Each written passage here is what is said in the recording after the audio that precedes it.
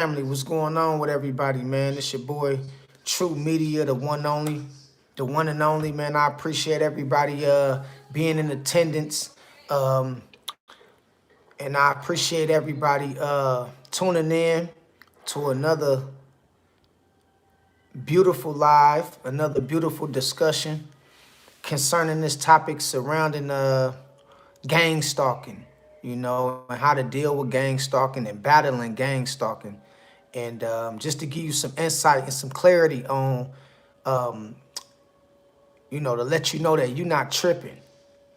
So if anybody think you tripping, when you tell people about stuff like this, you ain't tripping. But y'all put a one in the chat if y'all can hear me and see me correctly. Put a one in the chat if you can hear me and see me correctly so I know we good. Put a one in the chat if y'all can hear me and see me correctly. I apologize, I'm a little late because I had to go get some stuff fixed up on the car and I had to go, do some things and stuff like that. But I'm here, you feel what I'm saying? I'm ready to work and I'm ready to dive in to today's topic and discussion. So without further ado, everybody, I'm glad to see everybody in the place to be. Hope all is well with everybody out there, man. And let's get this thing rolling. Truth rises in this thing, my brother. Truth in this thing. What's good with you, big dog? Say it's about time. Fire. You already know, bro. We got to get into it, man. Straight up, we got to get into it. We got to talk about, just how it's so many moving parts.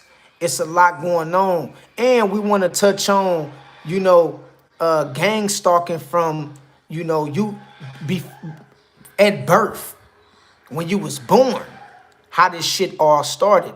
And we want to really dive deep into this discussion and talk about how you not only was being gang stalked from since you was a child, but it started with your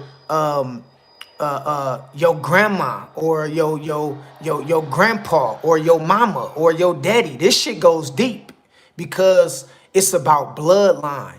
And when you is attached to a certain bloodline, you got a mark on your ass. You dig what I'm talking about? And it's just like the story of the Virgin Mary and Jesus Christ. Even before Jesus was born, Jesus had a mark on his head because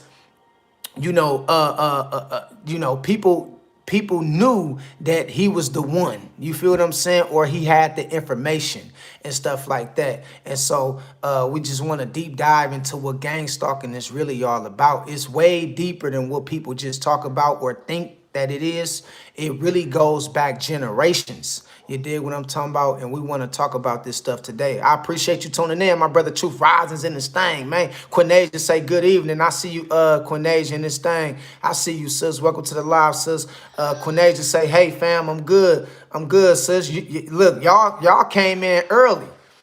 Y'all came in early. I see y'all was already waiting.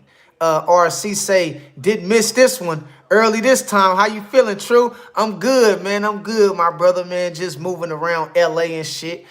Got to get some things done on the car and shit like that. But I see you in this thing early, though, big dog. I see you. I seen you waiting, actually, at the back door. I'm like, damn, I got a couple people waiting, and you was one of them. So I appreciate you being on time for class this session, man. Real talk, man. Good to see you back in the place to be, my brother RC. Diddy in this thing. What's good with you, Diddy? I see you in this thing, sis. She say, yes, at RC. Then, yeah, you already know RC. He early. He early and ready. You dig what I'm talking about? Yes, indeed. Didi say, greetings to all. You already know, sis. Much love to you. Welcome back to the live. RC say, hey, Didi, God bless you and the fam, sis. How you been doing?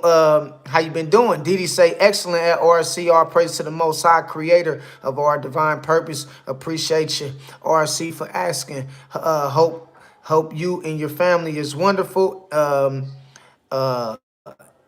Infinite abundance of joy and wealth to you, good brother. So Didi and RC chopping it up. Didi say, we ready, True Media. Let's go in. We ready. Didi say, bring it, True. You already know we about to go in, sis.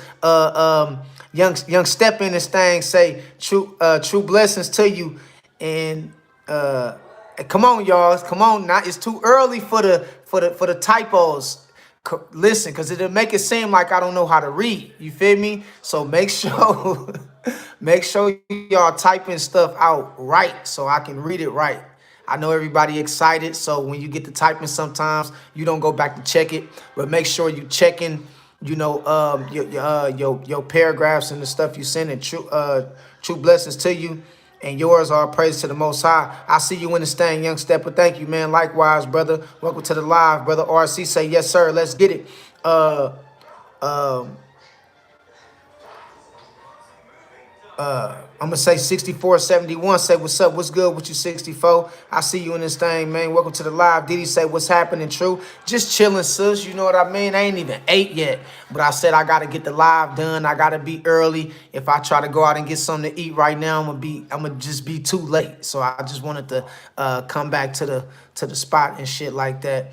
And I'd rather do the live right now than I have to wait and do it later, because I want as many people to be involved in this discussion as possible. And I know the later it get, the more likely people is going to be winding down, getting ready for tomorrow and shit like that. So I just wanted to do it right now. But I'm good though, sis. Hope all is well with you too, sis. Thanks for asking. Bria in this thing, say hi, true. How you doing, Bria? I see you in this thing, sis. Brilliance in this thing. Everybody got the ones and stuff like that there. Brilliant Big say, hope you are well. Be blessed. You too, man. You too, man. God bless you, man. Didi say nope. Danielle say hi, True Media. How are you? I'm doing good, sis. I'm doing good. Holding up. Feel good, feel a little bit under the weather. That's why my voice kind of raspy, kind of scratchy and shit like that. But nonetheless, we here and we ready to work. You dig what I'm talking about? Unfiltered say, yeah, yo, yeah, yo. You already know. Yo, yo. Didi say, nope, not tripping. Quinasia, yeah, I know. We ain't tripping, Didi. Not this time. My brother RC early. Quinasia say, so I've heard. Oh, okay, yeah. Talking about gang stalking. No, you ain't tripping. And this shit goes back when it comes to you being watched. It's a target on your back from birth. It's something like the Truman Show. The Truman Show was a character starring the name of Jim Carrey, starring in that movie. If anybody know who Jim Carrey is, he's an actor and stuff like that. And he played in a movie called Truman Show. And in that movie, you would see ever since he was birthed, since he was a baby, it's been a target on his back, or he was being gang stalked from a young age. You feel what I'm saying? And the whole world was watching him, and it was one big stage. His life was one big stage. Wasn't nothing real. And he was in a make believe reality. You know what I mean? And you know, it's like that with a lot of us. A lot of us is attached to certain bloodlines and shit like that. Who had in the past who had established dominance in certain areas and things like that in the past, which then put a target on their back. So now it put a target on their descendants too as well. This shit just don't stop. You know, with our ancestors. Our ancestors had a lot to do with a lot. You feel what I'm saying? And people know based on what bloodline you come from, what kind of person you gonna be, or the potential you have to affect people's bottom line, and the potential you have to shake some shit up. You feel me? And so they start very young. They get you when you just in that delivery room and you at birth and shit like that, and they mark you. You feel what I'm saying? They can already tell and shit like that, and they keep tabs on you from from birth all the way into your adult stage. So sometimes when you feel like, man, it feel watching me, it feel like everywhere I go is just somebody. They creeping behind me, they watching me. I feel like it's eyes on me, even when I'm somewhere, you know, in an environment where it ain't nobody yet, or seem like it ain't nobody yet. It always feel like somebody watching. That's because they is, and they have people specifically, you know, who's informed to stalk you who's informed, who's been given information about not only you, but who's been given information about your mama, who's been given information about who you related to, your father, your grandparents. And so this shit is much deeper than just you. You feel what I'm saying? And people just, stalking you, man. This shit been going on for generations. You just so happen to fall under the umbrella of being one of the ones that comes from a particular bloodline where your family is being watched. You feel me? And it could be for various different reasons.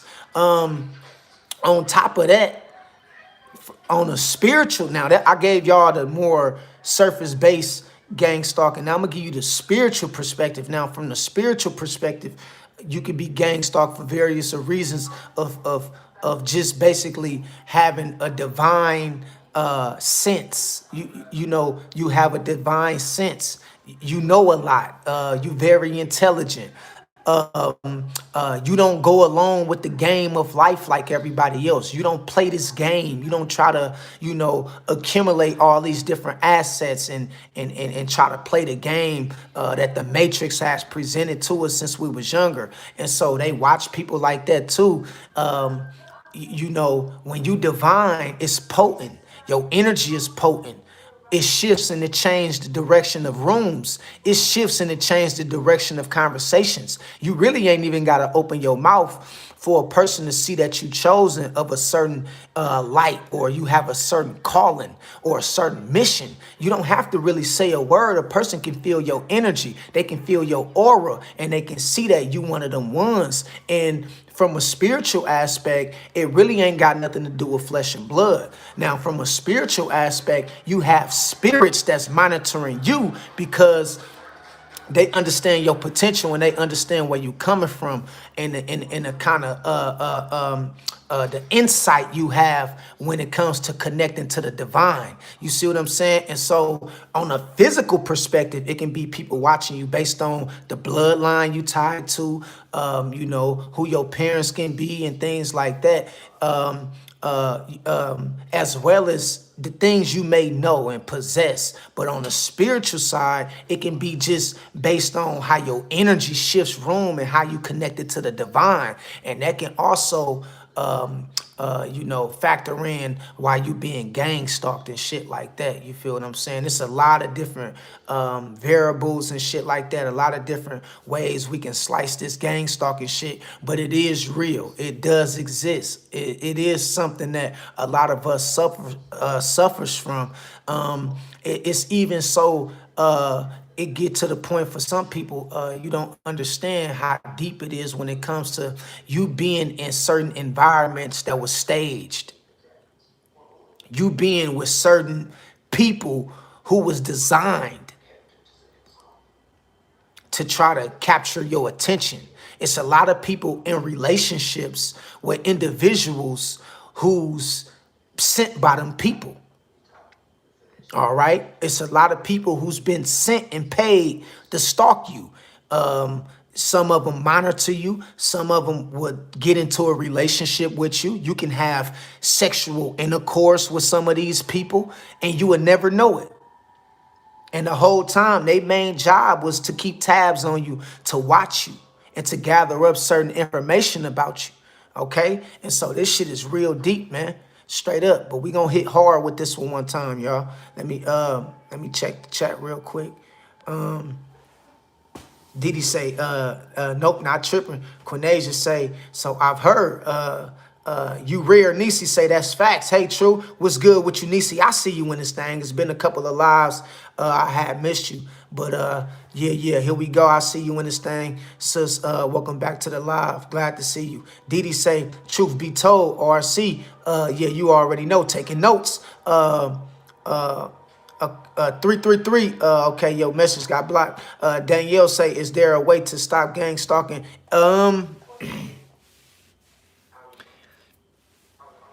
The best way to stop it is to be aware of it, if that makes sense. The best way to deal with it, Danielle, is to be aware that it exists, that is there, that is taking place. That way you can be prepared or ready for whatever go down. If it gotta go down, it's gonna go down. But it's no stopping it, because I wouldn't say it ain't a way to stop it. I would just say most ways, most people to stop it, most people is not going to do it like that. Like, you could always relocate, move out somewhere across the world and somewhere like that, but the matrix is worldwide, so you got to think, sometimes it don't matter where you go. You can still have people that's assigned to follow you wherever you go. So the best ways to stop it or to deal with it is just to be aware of it, to be aware of your surroundings, to know, okay, this going on, I see what's happening. And that way you have a better way of dealing with shit, or you have a better way of processing it. You dig what I'm talking about? And it teaches you how to be prepared of whatever can come with it. And we know what can come with it. We know death can come with it. We know mass manipulation, or we know you can be set up, or it's a lot of different things that can come with it. And so the best way to defeat it is just to be aware of it, because a lot of us battle gang stalking. You feel what I'm saying? And some people don't know how to process it because they not aware of it. They be thinking they going crazy or they tripping. It's like, nah, that ain't really your girlfriend. She with them people. Nah, he ain't really your boyfriend. He with them people. And see, when you understand and you aware of what's going on in your surroundings, it'll give you a better chance of how to prepare for what come with it. You dig what I'm talking about? But sometimes it ain't no stopping it. You feel what I'm saying? You got to deal with it. And because this stuff is connected spiritually. It's connected to some shit that's so ancient. It goes back before the existence of humanity. You feel what I'm saying? So sometimes this shit can be so powerful, it goes back ages. And you have these monitoring spirits or beings that they know who have the light. You feel me? This shit is way deeper than flesh and blood. This shit is way deeper than just you thinking a person stalking you. No, you got spirits, deities monitoring your ass. You feel me? Straight up. And I know a lot of people don't ever look at it from that perspective, is because a lot of people not spiritual like that. They not going to look at it from that side. They only going to look at it from the physical side of things, but they never look at it from the spiritual side of things. Like, bruh, when you mark, you mark. You feel what I'm saying? You just got to deal with this shit. And that's what that should give you the motivation to walk in your calling even more. Because once Jesus knew he was marked, he said, okay, bet, let me show y'all something then. Okay, y'all got me marked. You feel me? Y'all saying this, that, and the third. I know I'm the one. Y'all know I'm the one. Well, hell, let me live up to it. Yeah. And that's when the Messiah went into a state of being divine. You feel me? Or tapped into the divine, because he already knew I can't stop, what's already destined. I know that these people know who I am. You dig what I'm talking about? And it's similar the same way with you, because this shit goes back for ages when we talking from the spiritual perspective. You dig what I'm talking about? But we gonna get into the relationships and the marriages and how that correlates with gang stalking too as well. RC say that's a perfect example of it. Yeah, man, you got to break this stuff down, RC, to make it make sense, man. Just keep your head on a swivel, man. Just pay attention to your surroundings. Don't smoke after everybody. Don't drink after everybody. Don't invite everybody into your house. Don't be so easily to be dating anybody or being intimate, because I'm telling you, man, this shit can get bad. You feel what I'm saying? Like, if you run into the wrong shit, you don't know nothing about, and you just think it's all goody to the good, and motherfucker clip you. You feel me? And have you somewhere fucked up and shit. You know what I mean? So you gotta pay attention to your surroundings and who you allow in your space. That's very important. You dig what I'm talking about?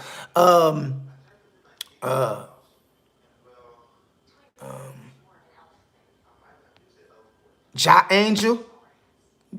Yeah, that's Ja Angel, right?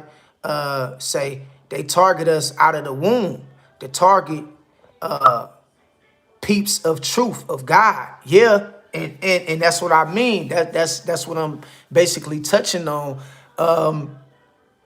You know, you have entities, you have deities, you have certain forces that's been here way before your time or before your lineage even began to take place on this earth. And so they know who they like. These spirits have a good insight on what is what, who is who. They know who the special ones is. They know who the ones that possess you know, cosmic knowledge and cosmic memory. They know these things know. You feel what I'm saying? And so they will influence individuals to watch you. See, all this shit starts from the spiritual realm and it trickles down to the physical plane. These spirits will you know, they will basically influence people. You feel me? To watch you. And that's where we get gang stalking from. And that's why you will have people sitting at a computer getting paid millions of dollars just to watch your ass all day. It's because the force that's behind them is something spiritual and something powerful. And so you know, it's more than just money, it's more than just a job, it's more than just the government. This shit has everything to do with, you know, spirituality and you at war with dark forces and shit like that there. And this is why you got to keep your head on the swivel, man. This shit is real. We gonna get into it though. I'm gonna bring up some pointers and shit as the video continue, as the live moves progresses. Danielle say, is it possible that we are unfortunately witches, warlocks by blood?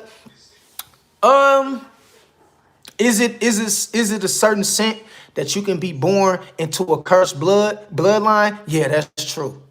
That's true. I ain't gonna even lie to you, Danielle. That's true.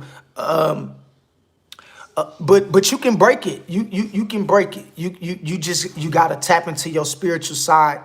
You gotta you gotta break the mold of being in the habit of thinking or acting like the tribe you come from that was cursed. You got to break that habit, break that mold. And sometimes you got to disassociate yourself away from your bloodline who you know, who the curse may still be upon. But yes, it is true. You could be born into a family of warlocks and witches and that have a cursed bloodline. I talked about this in my live some months ago when I was talking about the bloodline. I talked about how you could be born into a cursed bloodline, and I also talked about how a lot of a lot of people have problems in life, right? A lot of people have problems and shit in life, and they didn't do nothing wrong. You know what I mean? And people may be living right. People may treat people right. And they may say, well, damn, man, why is all this bad luck keep coming at me like this, man? That's because you was born into a cursed bloodline. You is the descendant of a witch, or you is the descendant of some evil shit, and you got to break that shit off of you. You dig what I'm talking about? And so a lot of people, they get karma all the time. Even when they don't do nothing wrong, they still certain things just seem like it never go their way. And and they be thinking like, man, why is my life like this? Well, you know, it's a thing called divine justice. It's a thing called divine justice. It's a thing called karma. It's a thing we always used to say, what goes around comes around. Don't talk about somebody because it might happen to your kids or it might happen to somebody you related to. So be careful how you treat people. And we have, a lot of us been born into cursed bloodlines. A lot of us been born into bloodlines where, you know, Our parents, they was wicked as hell. Our grandparents probably was wicked as hell. And we the descendants of these people. And it's a thing called divine justice. No matter if you die, and you don't have to pay for the sins that you committed while you was living, your kids gonna have to pay for that shit, or your grandkids gonna have to pay for that shit, or somebody that's a part of your bloodline is gonna have to pay for the sins that you committed when you was living. Even if you think like, oh, I'm Hitler, can't nobody touch me, I'm the leader of the Soviet Union, and I can do all this shit and whatever, whatever, whatever. Well, Hitler descendants gotta pay for the shit he did. Now, they might not broadcast it, but this is what we call divine justice. All right? It's no escape when you do somebody wrong. It might not come back on you like you thought it was, but that shit gonna come back on your kids, or to come back later on down the life on somebody that's connected to your bloodline. And so, yes, it's possible to be born into a family of witches and warlocks. But the great thing about God is God understand that you can't control hierarchy. Hierarchy is you can't control who came before you. You can't control who your parents is. That's hierarchy. Your parents come before you in the terms or in the way of hierarchy. You feel what I'm saying? They over you, they above you, and God know that you don't have the power to dictate who came before you and what they did. And so that's why the Most High is always patient with us, and you can break that spell and break that mold. And it's very important to understand, because you can almost tell when a family is sort of cursed, because nothing never right happened for that family. They don't like each other. They can't stand each other. They hate each other guts. Don't nobody get along. And for the most part, everybody always wind up in the same position, in the same place, with a gang of bad news and shit like that. And 9 times out of 10, families like that comes from a tribe or a lineage of witches and warlocks. You feel me? And shit like that. So it's very true.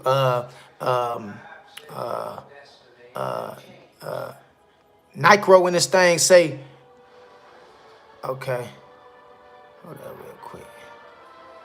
I got you, brother. Jahanj say,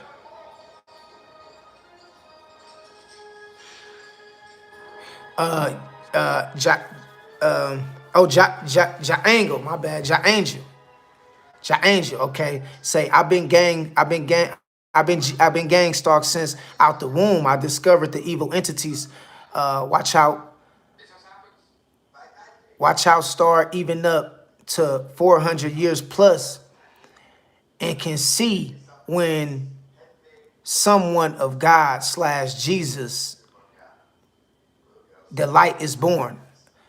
I understand what you're saying, but make sure you word it correctly, because I want everybody to hear y'all questions, and I want to be able to read it correctly. But I understand what you're saying. Yes, it have a lot to do with the divine. You right, 777. It has a lot to do with the divine.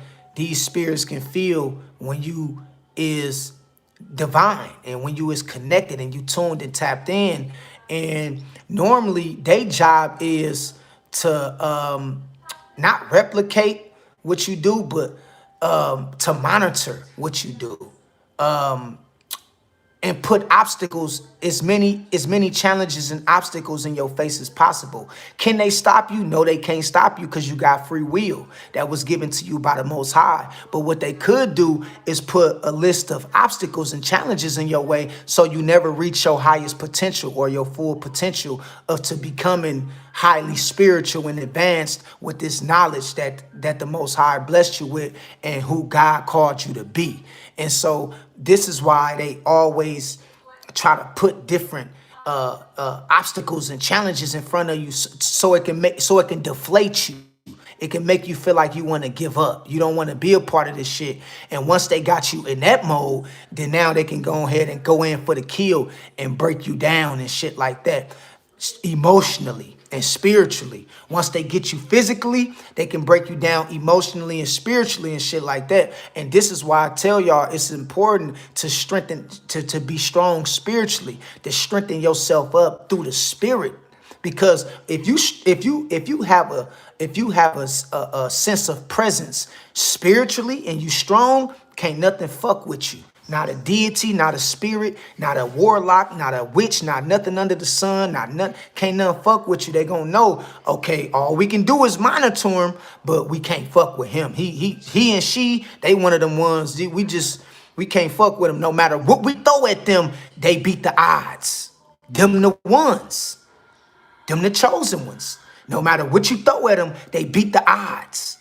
They beat that shit. They don't let life weigh on them. They always come out on top. God always get them through. They always talking about God and spirituality. Them the chosen ones. Them the ones. Them the ones. You feel me?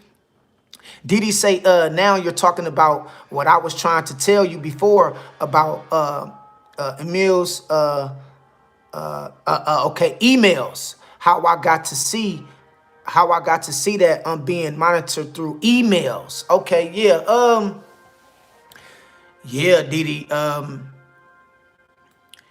These people can monitor you through emails and through mail.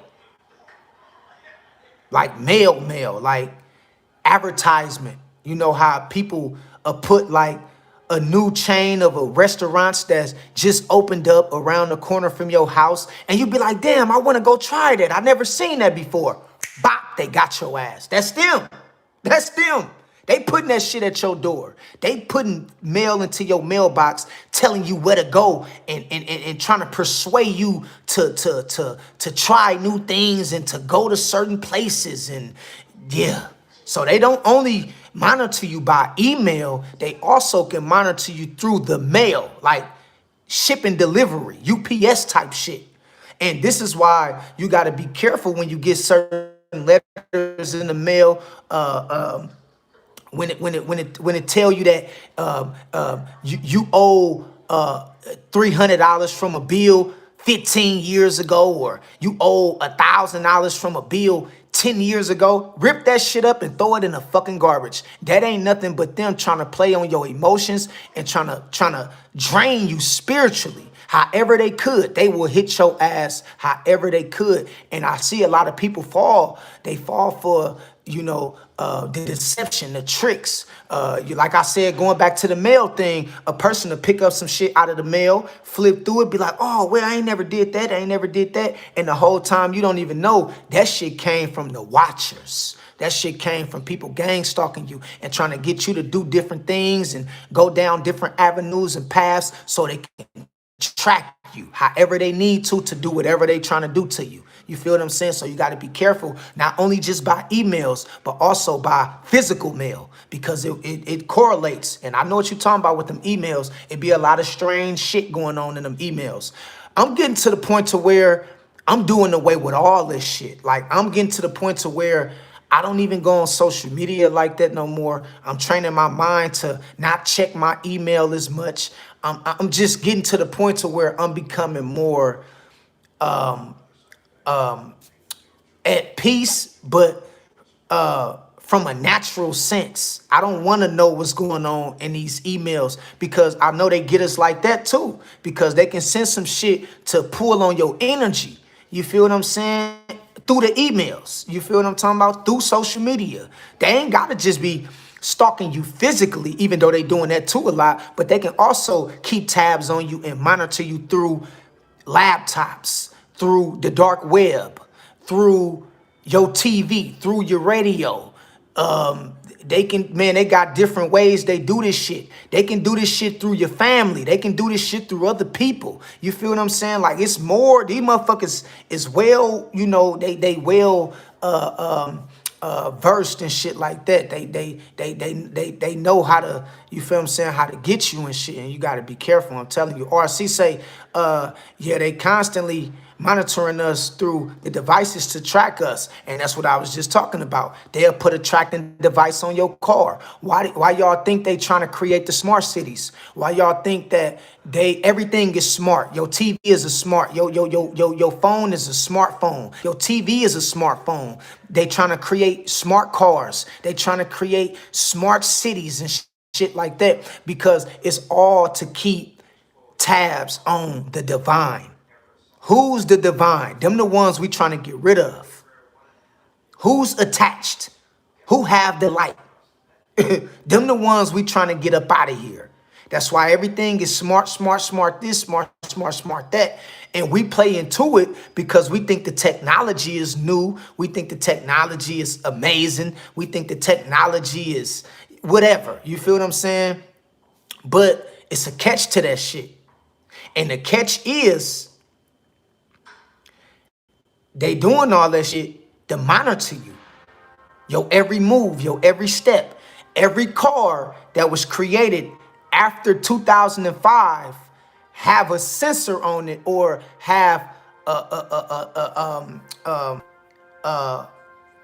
GPS tractor on that motherfucker. Anything that was created after 2005 have a GPS tractor on that motherfucker, whether you know it or not. You feel what I'm saying? Real talk. Ja Angel say, they shapeshift in the big car with tinted windows. That's why it's tinted, because they ain't humans. I seen them shapeshift driving, following me. They look hideous as hell. Yeah, these things will show you they real makeup, just to give you a little scare, to let you know, yeah, I'm watching your ass and you ain't tripping. And yeah, normally you're right. They have tinted windows. They have on glasses, you know, the glasses, the shades, the dark shaded glasses. A lot of these entities, a lot of these beings, they wear a lot of dark shaded glasses, you know, even when it's like 50, 60 degrees outside on a cold day, they still have on, like, you know, like visors and shit. It's not like us. They pupils is made with a slit. They shit made different from ours. And some of they pupils be just or red windows and shit like that there. And so, yeah, it's a lot of strange shit out here. And these things will shapeshift in front of you just to give you a good scare sometimes, especially when they know you're a part of the divine. They'll let you know, yeah, we on your ass. We on your ass. Straight up. Didi say, yes, yes, yes, brother True. I'm glad that you spoke on this. You already know, sis. This one right here, Didi, this live is long overdue. I should have been did this live long time, but everything, you know, everything have his own time to speak on certain things. Didi say, the way you stop the middleman listening to FaceTime video call, yeah.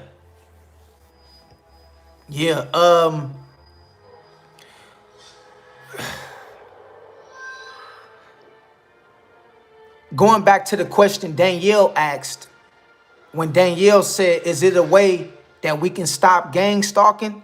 It's almost impossible, because now we got all these cameras and shit. Now we got the third eye, what they call the surveillance, with all these cameras and shit, the third eye in the sky type shit.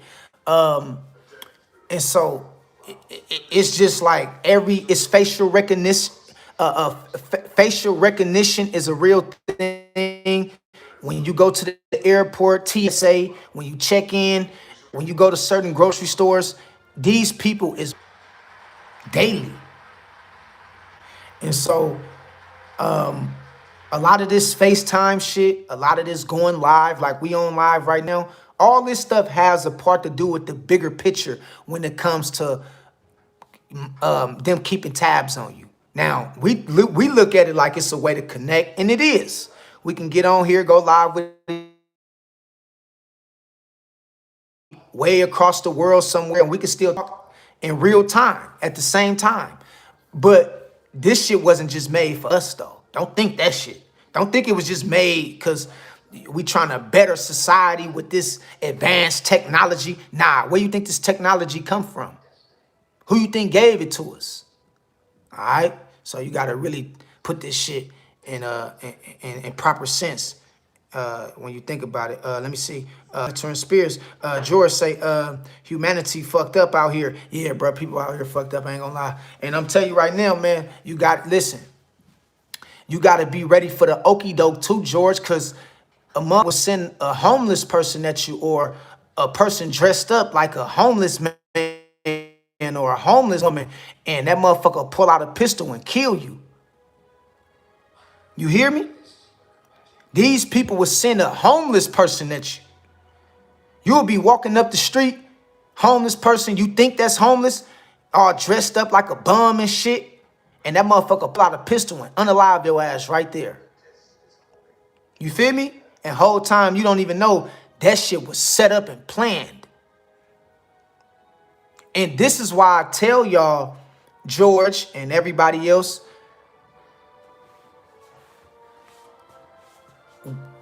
because most people, when they go to work, they go home the same way. Switch that shit up. Switch it up.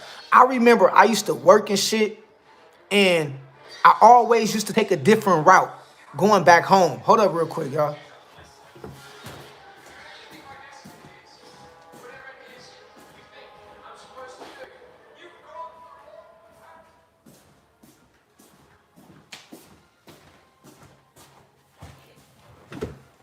Yeah. Always take a different route. Don't never take the same route 3-4 times in a row going back to your house. Always take a different path, a different route. Switch it up. You feel me? Let me see real quick. Okay, Didi say, yep. Quinasia said, I was thinking the best solution was to move. Yeah, you can relocate, but sometimes, you can do a lot of relocating, but you got to think, these motherfuckers tapped in worldwide. You know what I mean? This is a spiritual thing. It goes greater and far beyond just the physical plane. Quinasia say, it's spooky. Yeah, it's real. You rare say 100. You already know, Rare. I see you in this thing, Nisi. I see you in this thing, sis. You already know. Quinasia say, right. Like, let me make a show. Yeah, I'm telling you. You shit, man. You might listen. If you listen, don't go out like no sucker. You know what I mean? Because it is what it is. You win this shit now. Didi say, no matter where you go, spirits are always following. That's the key. So some people think they can move their ass to Africa, and them same spirits will follow your ass straight to Africa. You think you can move your ass to Giza where the pyramids at, and you think the pyramids gonna save you, and the motherfuckers will be right there before you get off the plane waiting on your ass. Straight up. George say, humility effed up out here. Yeah, I agree, bro. It's crazy. Okay, I read that one. Daniel Berry Sports in this thing. What's good with you, Daniel? I see you in this thing. Big dog say, happy Tuesday. Hey, everyone. Daniel just dropping on in. Daniel always coming on in just to say what's up, and then Daniel will tune on out. Shout out to Daniel.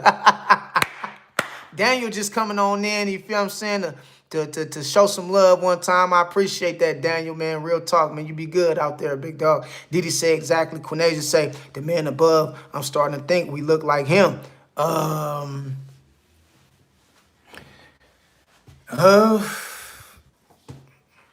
That's a lie for another day. Quinasia. Didi say, we are here to master self and gain memory, cosmic memory. All right? Cosmic memory. This is what it's all about. When you have that cosmic memory, or you tapped into the Akashi records, we know, if anybody know about, Bobby Hemmett, or, who else? Rashad Jamal, they always spoke about the Akashi records. And yeah, that's important, but it's very important. The reason why the Akashi records is very important, because it it gives you cosmic memory of where you came from. You feel what I'm saying? And who you really is. That's why the Akashi records is important. Didi say restore memory and humility. Queen Asia say disgusting. 100 Eyes say Christ is the only exit from this world. All other exits is sexual, rapture, political, utopia, economy, independence, are but blind alleys in which rot the corpse of many who have tried them.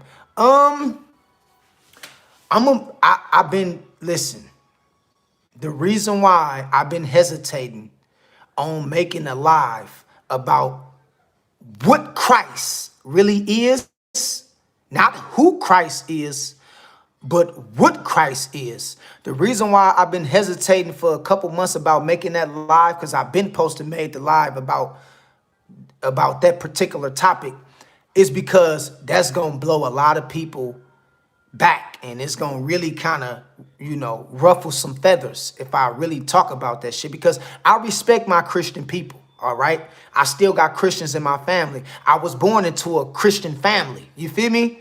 But I'm not a Christian, but I understand the practices. I know the fundamentals of the religion and everything, just as well as I respect Islam and Muslims. But you have to understand Christ is deeper than just a person. I keep telling y'all this. Y'all looking at it like it's just a person that walked up and died for your sins. This shit is way deeper than that, bro. I hear what you're saying. Not saying you wrong about what you put, because that's your opinion. You entitled to believe what you want. But what I'm telling you is Christ is way deeper than just one person. All right. And when it talk, I don't even want to get into that, because that's a lie for another day, man. You know what I mean? But I'm gonna say this though. When we talk about, since we own Christ, right? And I love, a lot of people put their faith and trust in the Christ. And not saying you can't reference in the Messiah, but first of all, let me say this, because I know I'll be having new followers every day. I get hundreds of new followers, right? Or, you know, close to hundreds of new followers, right? Jesus Christ is not God Almighty. Jesus Christ was the Messiah. Jesus Christ was an advocate or a spokesman for the divine. The Muslims say Jesus Christ was a prophet. I call Jesus Christ a spiritual teacher. All right? But Jesus Christ was not God Almighty. Jesus Christ is not coming back to save nobody. The Christ that's going to come back is you, me. We the Christ that's going to come back. That's why the Messiah told you in the Bible, as I do good works, you should do greater works than me. Because the Messiah knew, I can't save you, bruh. Why is you putting your faith and trust in me, and you should be putting your faith and trust in God? Now, you can respect the Messiah. I respect the Messiah. I reference the Messiah, no doubt. But the Messiah is not God Almighty. The Messiah is not the Most High, okay? And so you have to understand and realize, bro, when we talk about Christ, it just means to be anointed, or being the anointed one. Who was Christ in the Bible? He was the anointed one of his time, okay? Out of Bethlehem. You feel me? But you have to understand, all of us that's tapped into the divine is Christ. We all one. This is why when you get real deep into spirituality, you will see that we all one. But that's enough. Stick on the word Christ. Christ simply means to be anointed. Jesus Christ was not the only Christ that walked this earth. It was many other Christs that walked. It's Christs right now, like me and you. Being a Christian don't make you Christ-like. You have to be tapped into a spiritual side, or because just practicing, doing certain practices, drinking the blood, eating the flesh, praying the sinner's prayer, getting baptized. Boy, you can still pop up out there baptized water and be a fucking demon. Them just the practices of Christianity. This shit goes with, this is why I tell y'all be careful with, and I'm not saying nothing wrong with Christianity. I'm not saying that, but what I'm telling y'all is it's another step to this shit. It's levels to this shit. Because most people think, because they go to church every Sunday, they pray a sinner's prayer, they put the holy oil on their forehead, they break bread and eat the flesh of the flesh and drink my blood and all this stuff like that and get baptized in the name of Jesus Christ. They think they gonna come out of the water and they ain't gonna have no challenges. No, you still gonna have to challenge, and you still gonna have battles and challenges. That don't necessarily mean you saved. That means you just went through a ritual, a practice that's tied to the religion called Christianity. All right? That's all that is a practice, fundamentals. You have to be divine and be in the know to be anointed. You have to be called, sort of say. You can't just wake up and say, oh, I'm going to be like Christ today. And then you go back tomorrow partying, smoking, drinking, and doing all that shit. That's why I say many is called, but only few are chosen. And most people ain't going to understand this. So when you talk about the word Christ, stop just looking at it like it's a, man, listen.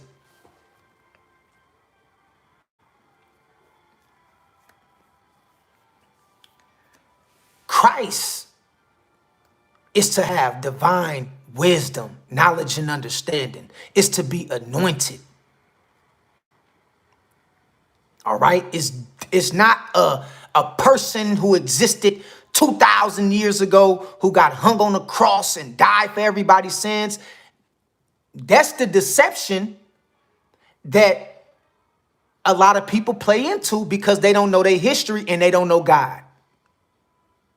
And I'm not saying you don't know God 100. I'm just saying most people don't because they think that they sins and they problems, they think it's stopped with Jesus Christ. They think they can do all this fucked up shit and think Jesus Christ is just going to save them for whatever. That's not how it works. You got to save yourself.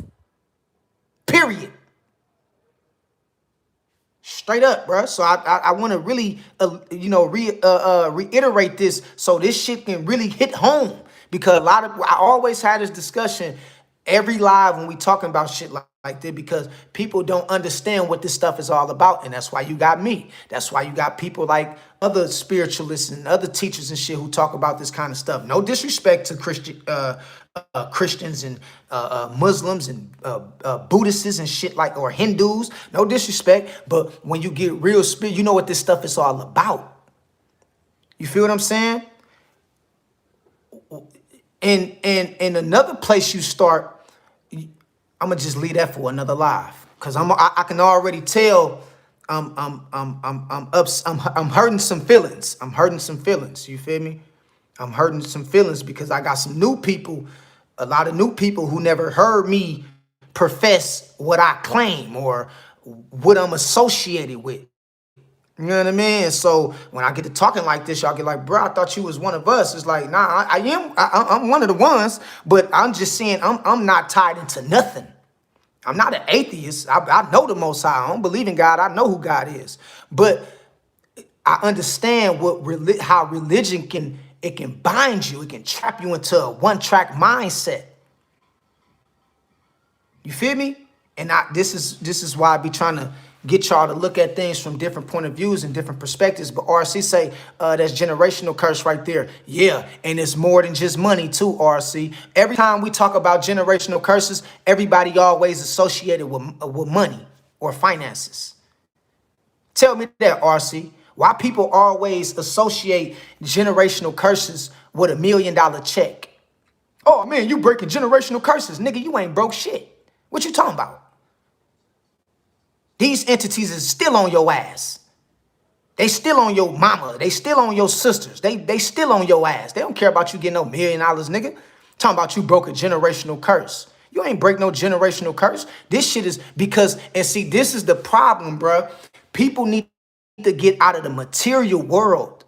They need to get out of the physical plane and start tapping into their spiritual side, their spiritual, they spiritual nature, the spiritual side of things, because you would think you really just broke a generational curse because you just got a multi-million-dollar check. And it's like, nah, bro, your mama's still battling anxiety and depression. Your brother, he's still being attacked and shit. You feel what I'm talking about? By demonic spirits and shit. This is why a lot of people, they get money and they realize that money really ain't changed nothing but your location. The kind of car you can drive.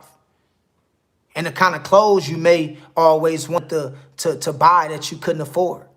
But it don't change nothing in the spiritual realm. That shit don't change nothing. You have to be tapped into the divine. You have to be tuned in to change shit or shake shit up in the spirit realm. You think these entities give a fuck about you having $1 million? When they can get your soul, nigga? These motherfuckers been burning you for generations. They've been burning your whole bloodline, taking your whole bloodline down up and through that thing. Taking your whole bloodline down up and through there. Now it's your turn. And you think you're going to change thousands of years worth of damage by $1 million check? You a fool. Telling you right now. True Media said it. You a motherfucking fool if you think you're going to make up for thousands of worth of years of monitoration, of being monitored, of damage, of manipulation. Because you're not tapped in spiritually. You looking at shit from the physical plane. You looking at shit from the money and finances and materialism. And when they got you like that, they got your ass. They got your, man, listen, bro. If you ain't heard nothing I said, hear me this.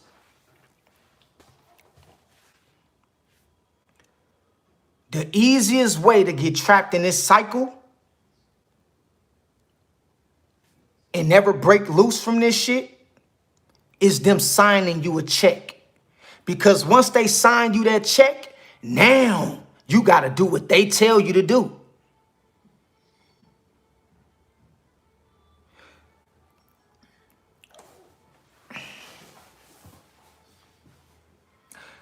The ones they really concerned about, the ones the elites or these spirits is really concerned about is people who can live with nothing.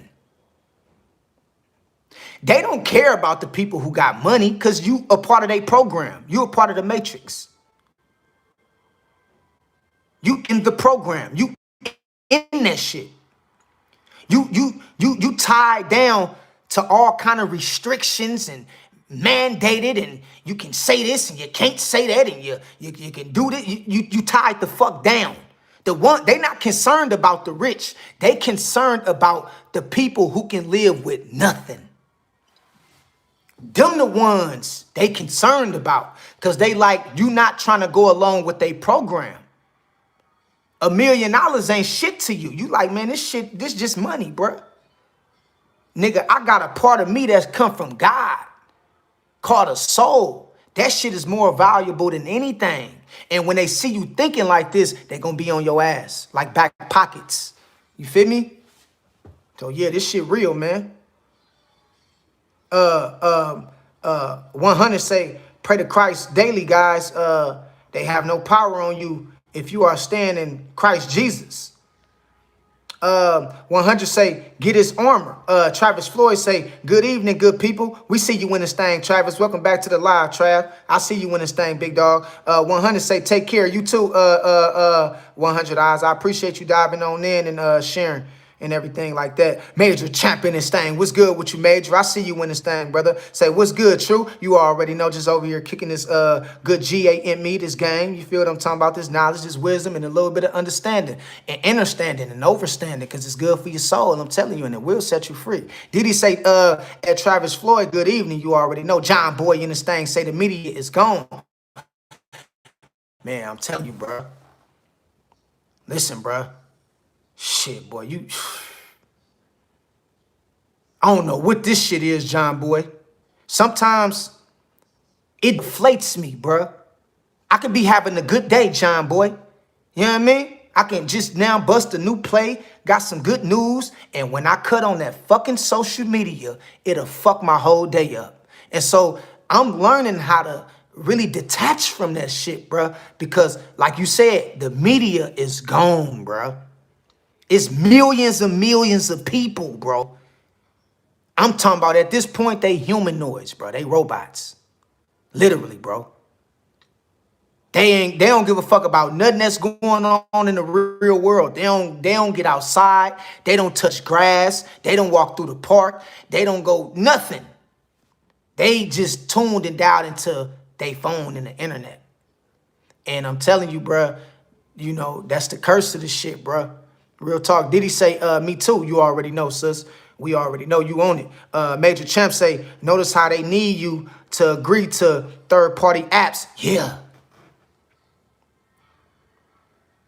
Another thing, Major, I'm glad you brought that up because you just sparked. You see, see, this is what I love about the channel because we always, you know, it's like a you know, when y'all say some shit, it open up different thoughts or different, you know, things I have been thinking about for years. So to bring to y'all, you feel what I'm saying? And by you saying that, that's why they make you agree to these third-party apps. What's another thing that they do when you trying to sign up for some new shit? Another thing that they ask you, are you a human? The reason why they ask you, is you a human? Because you have a lot of these things that's on the internet doing certain shit and they not human.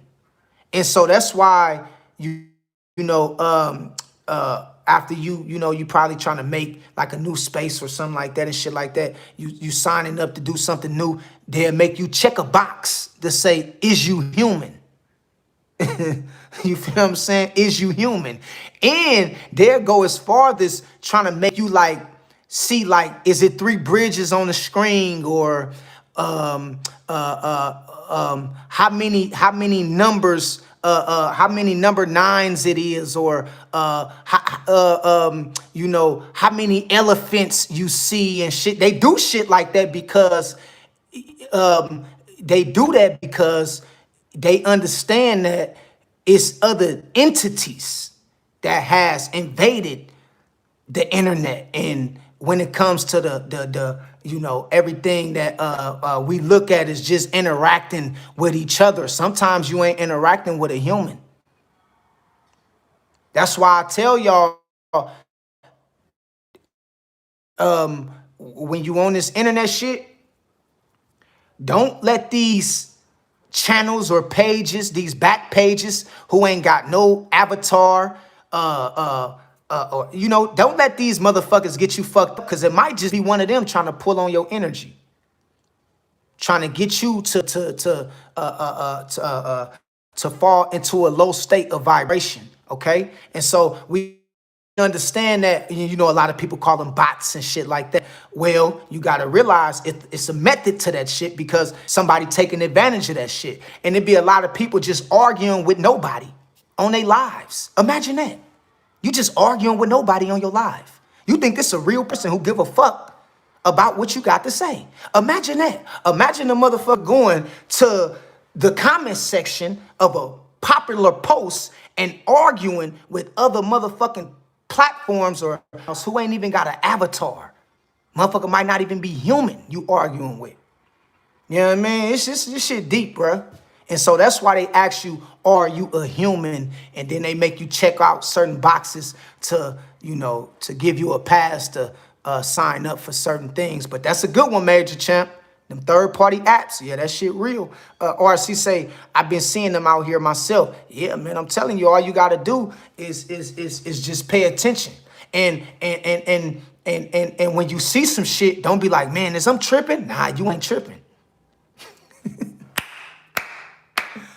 So how a lot of people end up falling into the trap of letting some shit just pass, move on by them, they'll think they tripping. And they be like, nah, you ain't tripping, bro. You seen that shit. You feel what I'm saying? You seen that shit. Hold on. You seen that shit. You ain't tripping, bro. Didi say your phone location don't have to be on, and it's still showing that it knows your location with the Wi-Fi. Who, mine's? Or are you talking about oh, you speaking in general, Didi, or are you talking about mine specifically? Shit. I ain't tripping.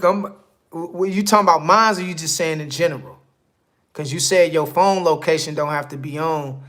And oh, no. Okay, you speaking in general. Okay, I got you. Your phone location don't have to be on, and it's still showing that it knows your location with the Wi-Fi. Exactly.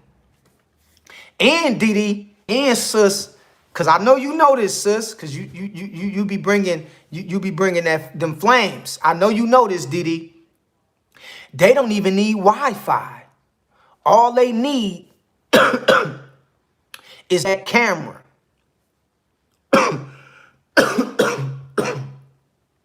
All they need is that camera that's attached to your phone. They don't need Wi-Fi. They don't need no connection. They can watch your ass as long as you got that camera attached to your phone. Straight up. You feel me? One man army say facts. John Boyo 5 in this thing say I sadly deleted my Travis Scott playlist. Yeah, Travis Scott. Yeah, okay. Talking about Spotify off Spotify. Didi say they can see but not hear sometimes. Yeah. Didi say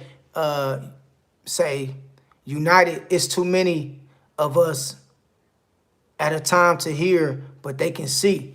Yeah.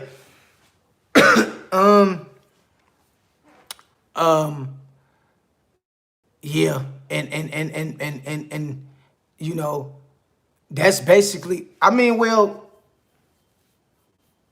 they not worried about everybody, Didi. They not worried about everybody. They only worried about them selected few chosen ones out of billions of people. They not worried about the masses. Nobody cares about the masses. The government don't care about the masses. The world government don't care about the masses. Because the masses is going to always be sleep.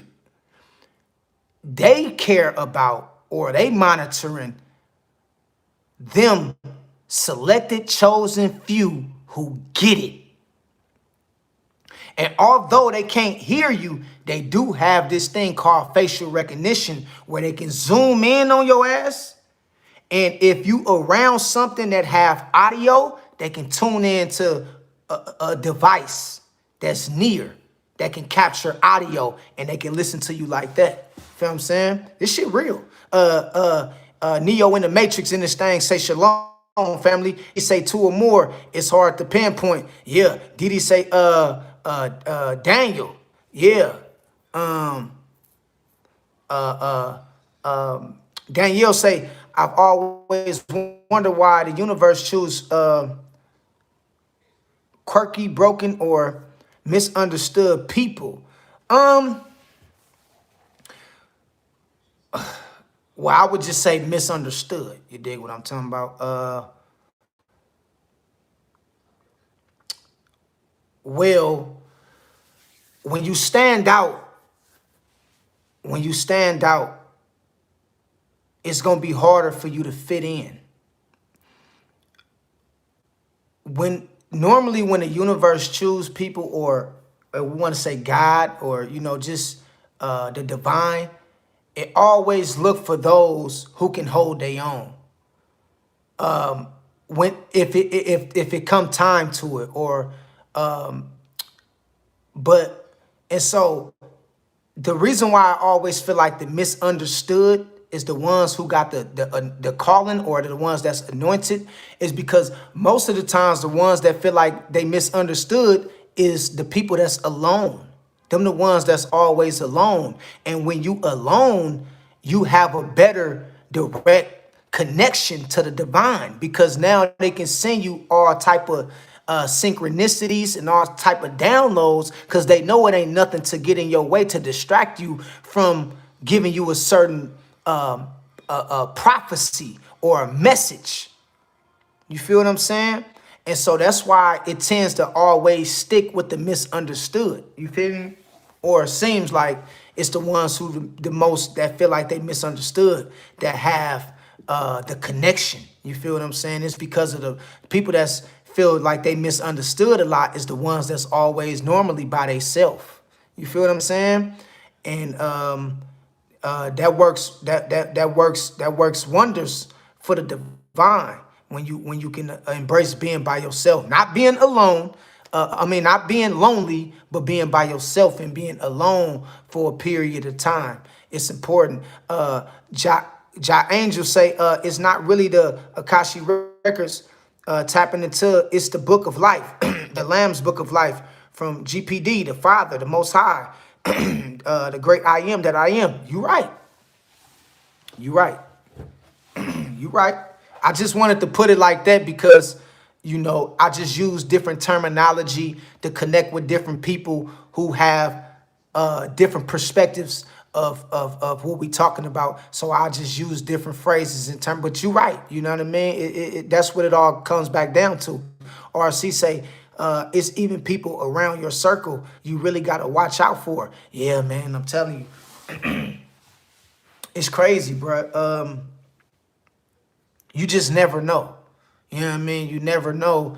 And you just got to be careful, man. You never know who is around you for, you know, just to see who you sleeping with, you know, what your profession may be, what kind of money you make. You never know who around you. This is why you got to do your homework when it comes to bringing people into your space, man. Don't just be allowing anybody to smile in your face and shit, because behind your back, these motherfuckers might be talking about how they trying to set you up to get you up out of here. Let me see. Danielle say, although I don't fit into one whole group of people, I feel connected to every group of people. Well, yeah, you can feel like that. It might be also, you know, it can be people.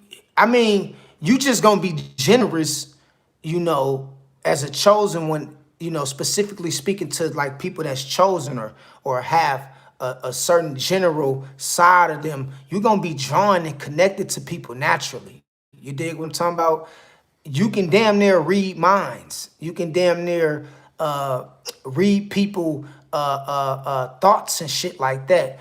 But for the most part, that's what comes with you know, being highly spiritual. You're gonna feel a sense of connection to people. You dig what I'm talking about? And this is why a lot of us, unfortunately, that was called, that was chosen, that was put in a position to lead the people, we come last. We come last. We come first in our life. Like the way we look at it, we come first in our life. But in a spiritual sense, we come last. Because we always going out our way to try to help people or to give people a different way to look at certain things. So yeah, like normally the number one laws of nature is self-preservation. You got to put yourself first. Yeah, we know that. But in a spiritual sense, we always thinking about other people and how to help people and connecting to people. That's because you tapped into the divine. And when you have that certain presence and that certain calling, you gonna be last.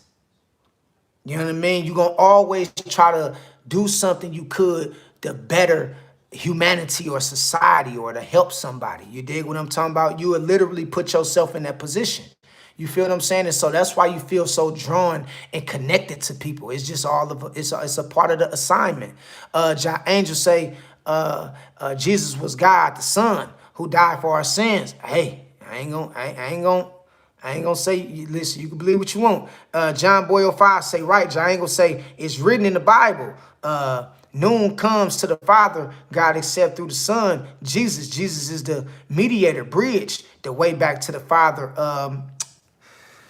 I'm gonna do a live about all that. I did it. I did many lives touching on this topic about who Jesus is and who God Almighty is and things of that. But I get a lot of new followers. So Ja Angle, you probably be somebody that just started following me not too long ago. So you probably got to either go back and watch some of my other lives of how I break this stuff down, or I'm going to just do another video in the near future breaking this stuff down just to kind of, you know, get some reassurance about this whole thing about Jesus being the mediator, or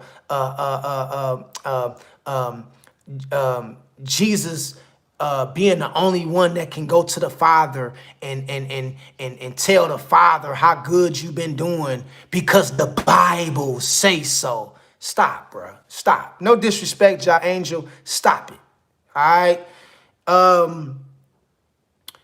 You can tap directly into divinity. Okay. You can tap directly into your spirit guide, into these different benevolent beings or celestial beings and shit like that, who can align you with the divine and give you a way to navigate and do things. It don't just always have to be through the one we call Jesus, because the Bible say so. All right. Like, I'm convinced that if the Bible said the 3 little pigs got ate, you feel what I'm saying, by a wolf that said, I'm a huff and puff and blow your house down, I'm convinced a lot of people would think that that shit was real. Can we stop this shit? Can we stop it? Okay? No disrespect, Ja Angle and everybody else. Can we stop it? If a wolf was to come and in the wolf story of the 3 little pigs, I'm a huff and puff and blow your fucking house down. If they would have put that in the Bible, y'all would have believed that shit too. Can you establish some kind of form of common sense, please? Think. I'm not denying the scriptures. I reference the scriptures in a lot of my practices. I'm not denying the scriptures. All I'm saying is, bruh, think. Because a lot of the scriptures, a lot of what's in the modern Bible, a lot of that shit was took out of context. A lot of that shit was rewritten and it was tampered with and all kind of shit to fit another man's narrative or opinion about what he think spirituality is or religion is. So I just want you to stop with the, oh man, the Bible said so, so it gotta be real. Don't ever have a one-track mind to think that just because somebody put something in the book, that is real. Don't believe everything you read. This is why I'm here. This is why I do what I do. This is why I teach about tapping in to your spiritual nature. That way you can get downloads directly from the divine. It's going to get to a point to where you ain't got to go to no book to get nothing out of no book. I know this internally. You feel me? And I'm telling you, a lot of people make that mistake. And man, it's sad at this point, bro. I be trying. I try with people, bro. I try to give people the benefit of the doubt.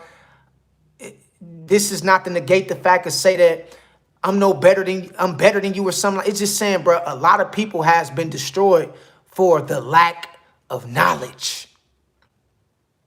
Because of a book said this was like this, that was like that. And it gotta be real because it's the Bible and it's the Holy Quran and it's the book that God.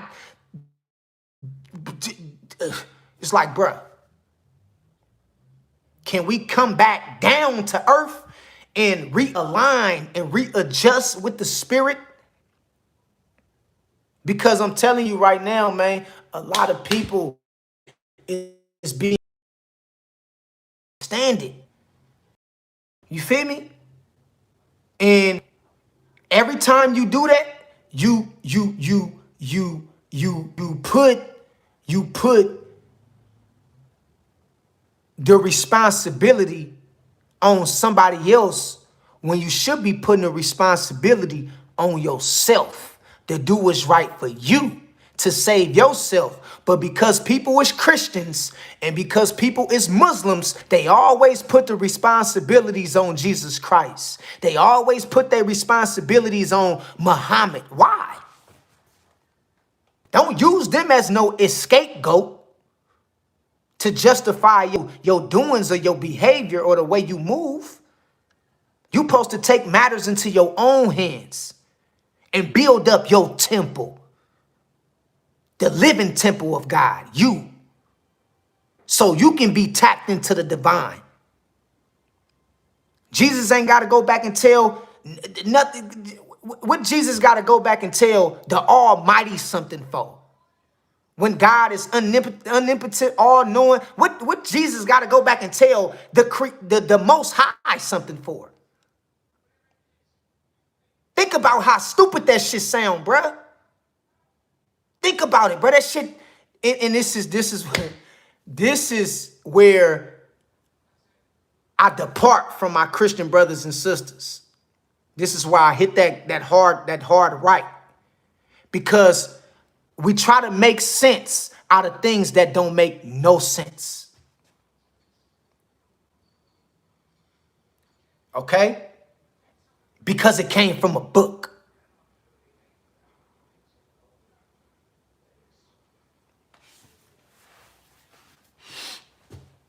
Let me move on, man, because I know I'm hurting feelings. I know people, they but I love y'all though, man. Straight. I gotta say it like this because we can't continue to think that God is stupid or God need a middleman for you to talk to the Most High, or you have to. No, what you have is spirit guides. That's what you have. They call messengers. Another word for messenger is angel. That's what you have every day, whether you know it or not. You have a spirit guide. You have angels that give you downloads. Can you get downloads from the Most High? Of course. The Most High can do whatever he want to do in this universe. Can't no Christ or no man called Jesus Christ stop God from connecting with you or stop you from directly connecting with God. Is you crazy? Come on, bruh. Stop. This is why I'm here to shatter all fairy tales, whether it hurt your feelings or not. You'll be all right. I'm tired of this peekaboo shit. I done looked into a Bible and it said that, and I done looked into it's like, bruh, stop with all the peekaboo shit. We done with that. We in the age of Aquarius, okay? We know what's up.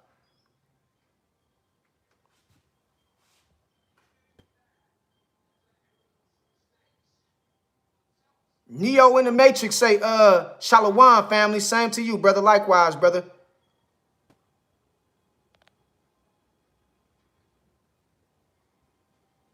Like the Most High needs somebody. I mean, you got to go tell them. And what do you think the Most High is? Man, stop playing with. This is what I say, man. People just playing with God, bro, because they don't know who God is. They just playing. You playing church, you playing religion, you playing spiritual, and you play. You play. You playing, bruh. And this is what I mean. I don't want to hurt no feelings or come off as being harsh, but damn it, I'm passionate about this shit because I love who I'm becoming, and I love what I know, and I love my connection and relationship with Most High. So I gotta tell it like it is. I don't give a hell or damn what feathers it may ruffle. It's a lot of people that's just playing. They playing. Stop playing with this shit, bro. This shit ain't no game, bro. This shit will get your ass killed. This shit ain't funny. It's not a game, bro. That's one of the things I hate. That's one of the things I dislike about religion because it trapped people in this. It trapped them mentally. People can't even think outside of their Bible. People can't even think outside of their Quran. People can't even think outside of their religion. It bound you. You bound. You trapped. And I'm trying to do years and years and years worth of damage that you've been programmed with. And I'm trying to come and get this shit to you in 2 hours. It's impossible, bruh.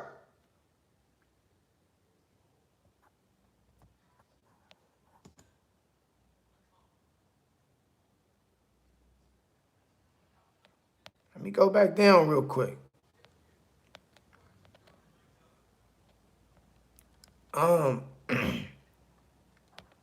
Okay, I went too far up. Okay, let me see, where was we at? Okay, right here, we good. Okay, Chad Turner say, be careful with the religious spirit. Listen, being religious do not make you spiritual. It don't. You can be religious all you want. You can go pray. I'm telling you, bruh. You can give an offering, pay your tithing faithfully. You can get baptized. You can, do all the stuff that's in your religion setting. And you wouldn't be a bitch spiritual worth for nothing because you don't understand it's bigger than that. you a one-track mind. You would never get nowhere like that when it comes to tapping into your full potential from a spiritual perspective. You would never get nowhere because you one-track minded. I can't even tell you nothing because I already feel bad if I tell one of my Christian brothers or my Christian sisters or my Muslim brothers or my Muslim sisters. I already feel bad by telling y'all, bruh, it don't work like that. And I almost got to expect for y'all. And that's fucked up that I got to feel like, the only way I can connect with my brothers and sisters is because we got to believe in the same religion. Or it's like, bro, what the fuck is this shit? We've been doing this shit. Our ancestors been doing this shit way before it was a Bible, way before it was a Quran, way before it was an Apocrypha. We've been doing this shit. We was already moving and navigating around the world. We was tapped in. We was doing astronomy. We was tapped in. So in order for us to see eye to eye or be on one accord, I got to believe what you believe and profess what you believe, or profess to believe what you believe. And I almost feel guilty or feel ashamed when I got to tell somebody the truth. That's a burden that most people wear who have sacred knowledge. When you have sacred knowledge, you almost feel embarrassed. You feel bad because I know it's going to turn into an argument. I know it. I know it's going to get to the point to where somebody going to want to do something to somebody going to get mad, somebody going to want to argue, they not going to want to hear it. And this is why people on other channels charge you for this kind of information. They charge y'all for this kind of information because they know the turmoil this shit can spin into. It get difficult when you trying to, unprogram somebody that's been programmed since fucking 7th grade or 7 years old. It's like, bruh, it's like, and like I say, man, I almost feel bad when I have to tell the truth because it's like, I know this shit, and I know 9 times out of 10, it's just not going to sit well with the believers. The people who profess their religion. I know it ain't going to sit well with them. You feel me? It's crazy. Chad Turner say, don't be lukewarm. John Boyo 5 say, I hear you, true. RC said the live keep freezing up a bit. Is keep freezing? Okay, hold on real quick. Hold on. Po Boy say, what's up, true? You are very gifted and talented, man. Talk that ish, bro. You already know, bro. I appreciate that, brother. Hey, y'all put a 1 in the chat if y'all can hear me and see me correctly. Put a 1 in the chat, because I think my brother, one of the brothers said it was skipping to some. Oh, okay, it's freezing? Hold up real quick. was. All right, put a 1 in the chat. Can y'all hear me and see me now? Can y'all hear me and see me? What's the last thing I said? Y'all tell me what's the last thing I said when it started skipping? What did y'all hear everything I was saying, or did it just start skipping? Y'all tell me how it went. Like, has this been skipping for like 10 minutes? It's still freezing? Ah, shit. Hold up, y'all. Hold up. Is we good now? Can y'all hear me now? Because some people saying we good. Oh, it's okay. Y'all said it's been freezing off and on. Damn, it looked like we good on my end. It looked like we good over here. Didi said it's been freezing off and on throughout the whole live. Damn. I swear it ain't giving me no. Okay, hold up. Okay, I think it's y'all's. I think it's probably y'all's, y'all. RC said I heard it. Truth Rising said, nah, you good. Truth Rising said we good. John Boy said, yeah, we good. Danielle said we freezing. Okay. RC say we good now. Didi say, yes, we heard everything. Okay, y'all heard me though, right? Put a 1 in the chat if y'all heard everything I've been saying for the last 20 minutes. Put a 1 in the chat. Have y'all been hearing everything I've been saying for the last 20 minutes? Put a 1 in the chat if y'all been hearing everything I've been saying for the last 20 minutes. Put a 1 in the chat. Okay, we good then. What y'all? All right, we good then. It probably got a little. I don't know. I don't see no resistance. I don't see no resistance. I don't see no buffering on my end. It looked perfect on my end. It looked perfect. Okay. Truth Rising say I just got home now. You good? Yeah. Didi say yes. That text was 25 minutes ago. Okay. But Didi, I just wanted to know, have you heard everything I said for the past 20 or 30 minutes? Have you heard me correctly, sis? Have you heard everything I said for the last 20 to 30 minutes? Have you heard me correctly? That's all I want to know.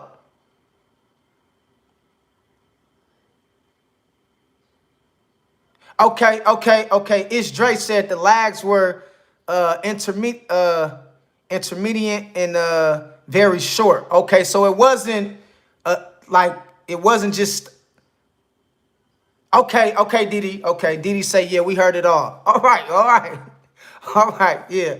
All right, that's all I wanted to know. My bad, y'all, because I want to make sure that we on one accord, and I want to make sure there ain't nothing wrong with the Wi-Fi and shit like that. But yeah, on my end, it's been good the whole hour and 20 minutes.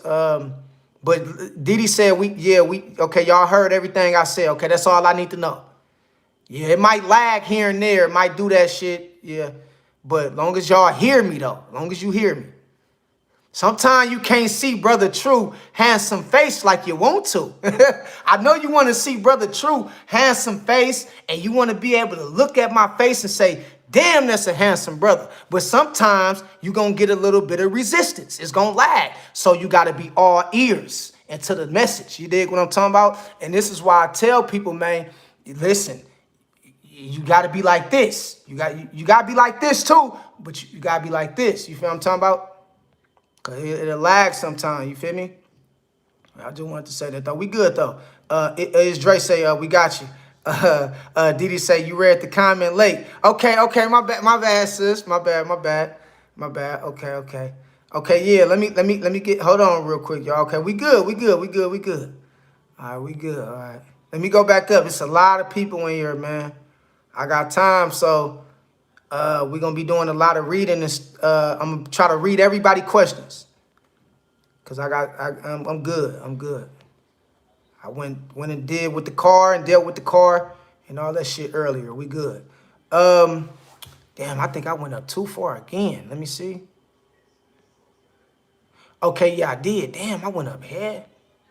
I went up hella far.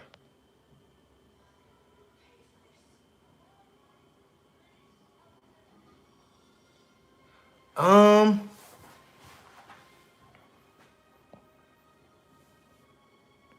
all right, I'm gonna start right here because I think, okay, I'm gonna start right here. Okay, there we go. Okay, yeah, we right here. We right here. I'm good. I'm good. John Boy say, I hear you, true. That's when RC, bruh. Bruh. You always either coming in late, RC always talking about the live is doing some shit. RC, what's up, RC? RC, it's always a problem with RC, man. RC, it's always a problem with RC, man. Shit, damn RC, man. Damn, bro. Well, we good now, RC. Didi say, at RC, yep. Po Boy say, Po Boy say, what's up, True? Okay, okay. Po Boy say, what's up, True? You are a very gifted and talented man. Talk that ish. I appreciate that, Po Boy. Thank you for tuning in, man. Appreciate you, big dog. Glad you enjoying the live, man. Real talk. Didi say, spiritual is here. Listen, and it ain't nothing wrong with that, sis. You ain't going to hell. I'm not going to hell because we don't profess or proclaim to be a part of nobody's religion. That don't mean we going to hell.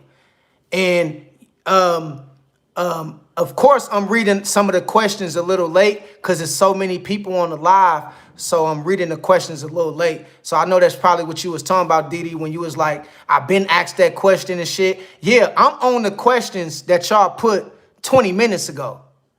Because there's so many people, I can't keep up with the live. And I be trying to, but I can't keep up with the live at real time. So sometimes I will skip down to the bottom of the live and catch up, and then I'll skip back to the place where I left off at so I can get everybody questions in.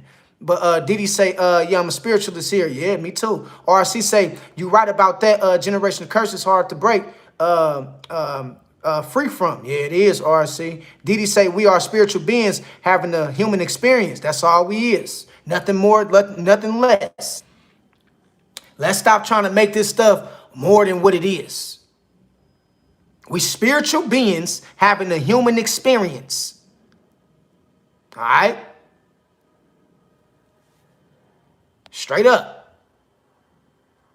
Shit, you don't even understand how many Wonder Womans out here and fantastic men out here who think that they just the light of the world and they come to rescue everybody. And it's like, bruh, you gonna die. You ain't nothing but a spirit. You ain't nothing but dust in this flesh. That's all you is. Enjoy your money, enjoy your resources. I be seeing certain red pill teachers and red pill female videos of women talking about, I'm just so intellectual and so stop making this shit with more than what it is, bruh. I'm just so rich and so, you know what I mean? And just like, you just hella materialistic. What you doing all that? Just popping the collar and shit. I have the blueprint to who created God, and I have the blueprint to how all men shall move and how all women shall move, and it's just like little stupid shit. Like you a spiritual being having a human experience. Act like it. Act like you tapped in. But when the Matrix got you, you really bound. You bound like a motherfucker. You can't see nothing else. I be seeing all kind of business-like women online talking about their profession and such, like with such marvelization. If marvelization is a word, they want you to marvel at. I got my degree and you got niggas online. Look at my new chain and my new. It's like, bruh, you is a spiritual being having a human experience. Act like you know what the fuck is going on. This why I'm here, cause I'm shaking this motherfucker up to the grave. They can't stop me, straight up. Y'all know I ain't lying. Y'all know I ain't lying. That's why y'all rolling. Because y'all know y'all be seeing people who just be over-exaggerating life. They just over-exaggerate life, bruh. And like Didi said, man, you a spiritual being having a human experience. Nothing more, nothing less. All right? Nothing more, nothing less. You motherfucker out here done turned life into some other shit. Shit, life on some, bro. I don't know what this shit is, bro. But it's just shit. People done turned this shit to some other shit. I ain't lying to you, bro. I'm telling you, bro. I'm a 90s baby, and I'm gonna tell you one thing, bro. Life is not what it used to be, bro. People take this shit, and I'm not saying don't take life serious. I'm not saying that, like, not get your shit together and stuff like that. You want to make sure you know you holding up in life. But I'm just saying, people they just over exaggerating everything, man. It's like, bro, stop, bro. You just, like Didi said, a spiritual being having a human experience, bro. You gonna drop into the grave like everybody else. You not that important to where God said, you know what? You not gonna die. I'm gonna let you live for 1,000 more years. No, you gonna die too. Shit, the fuck? Fucker running around here like, you feel what I'm talking about? Like they Brazilla and shit. Fuck is this shit? That shit, this is what I talk about with this spiritual shit too, because it also happened in the spiritual community when people just try to get too deep. It's like, my nigga, I'm just having a salad with a little bit of extra cherry tomatoes. Like, my nigga, who I killed? Ah, man, you shouldn't eat them cherry tomatoes because I'm telling you, man, they might be a hybrid plant. They might not be the real cherry tomatoes. It's like, bro, get the fuck out my face, bro. Fire on your dumb ass, bro, with this shit. Like, niggas is trying to act too. I don't know what the world is on right now, bro. We breaking away from them. We taking the channel in a whole nother direction than them people. You know what I mean? Like, cause these people they losing their marbles. They losing their marbles, man. They're making everything overcomplicated. Everything is extra and shit like that. You feel me? Crazy shit, bro. Let me go back to where I was at. My bad, y'all. I had to just, because Didi sparked the, she sparked the, you know, the light bulb went off when she said that. You just a human being. You just a human being. You a spiritual being having a human experience.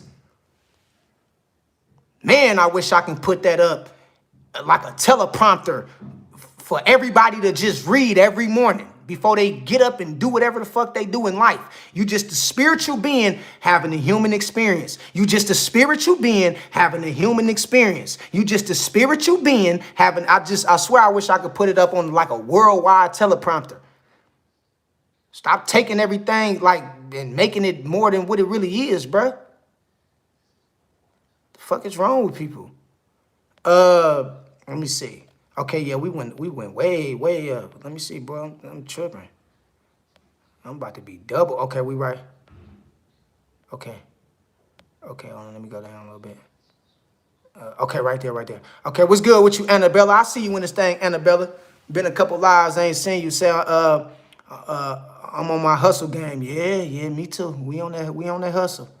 Yeah, gotta get it. Didi say 100. Annabella say strategically exiting without burning bridges, just not going back over it. I feel you. John Boy say true story. Is Drake man? What's good with you? What's good with you, Drake man? I see you in this thing. Welcome to the live, brother. Annabella say I want to be rich for control over my own life. Ain't nothing wrong with that. You know what I mean? Didi say they try to, but let me say this. Damn, y'all know I'm always. Because I'm going to go into my second segment now, but majority of what I wanted to say, I already got it out. So I'm going to just kind of, piggyback off the questions. Let me say this, Annabella.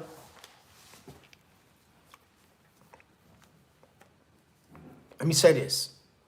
And this is going to be some words of inspiration right here. When you say, I want to be rich for control over my own life, you already rich. It's your perception of what rich is. That's the only thing separates you from crossing over. Now, if you think rich is buying the big house on a hill, driving in the latest luxury vehicle and shit like that, everybody have their own perception what rich is. But the most richest thing you possess is within you. You feel me? You got a soul. You come from the divine. We need to make it up and understand that it's important to learn how to go without than to think that it's just cool to just have everything to your disposal. Because what happens if something ever was to happen and all your resources and all your money is snatched from you? Now you're going to feel like a piece of shit all over again. You're going to feel like a piece of doo-doo. Because now you done put your whole makeup into looking a certain kind of way because of the Matrix told you it was cool to look like that, and they gave you the title rich. Okay, what rich is? What's really rich? I'm going to tell you what rich really is. Having good health. Start there. Can you start there? Before you accumulate any kind of asset, any kind of money, can you start with good health? That's some of the richest shit you can ever have. Being stable and not disabled. Having a good supporting cast of a family. It's a lot of different ways to look at being rich. But if you just tie it in, like a lot of people do, with just money make you rich, when I'm telling you, when you lose that shit or you hit rock bottom, if you get it and you hit rock bottom, you're going to feel like a piece of shit. And most people do, because they put all their energy, they put all their time, their effort, they put everything, they put their entire being into fulfilling or making it seem like they obligated to fulfill a certain mission, to fulfill the expectations of society. It's some people that's ain't got shit, but they rich as fuck, and you couldn't tell them they wasn't.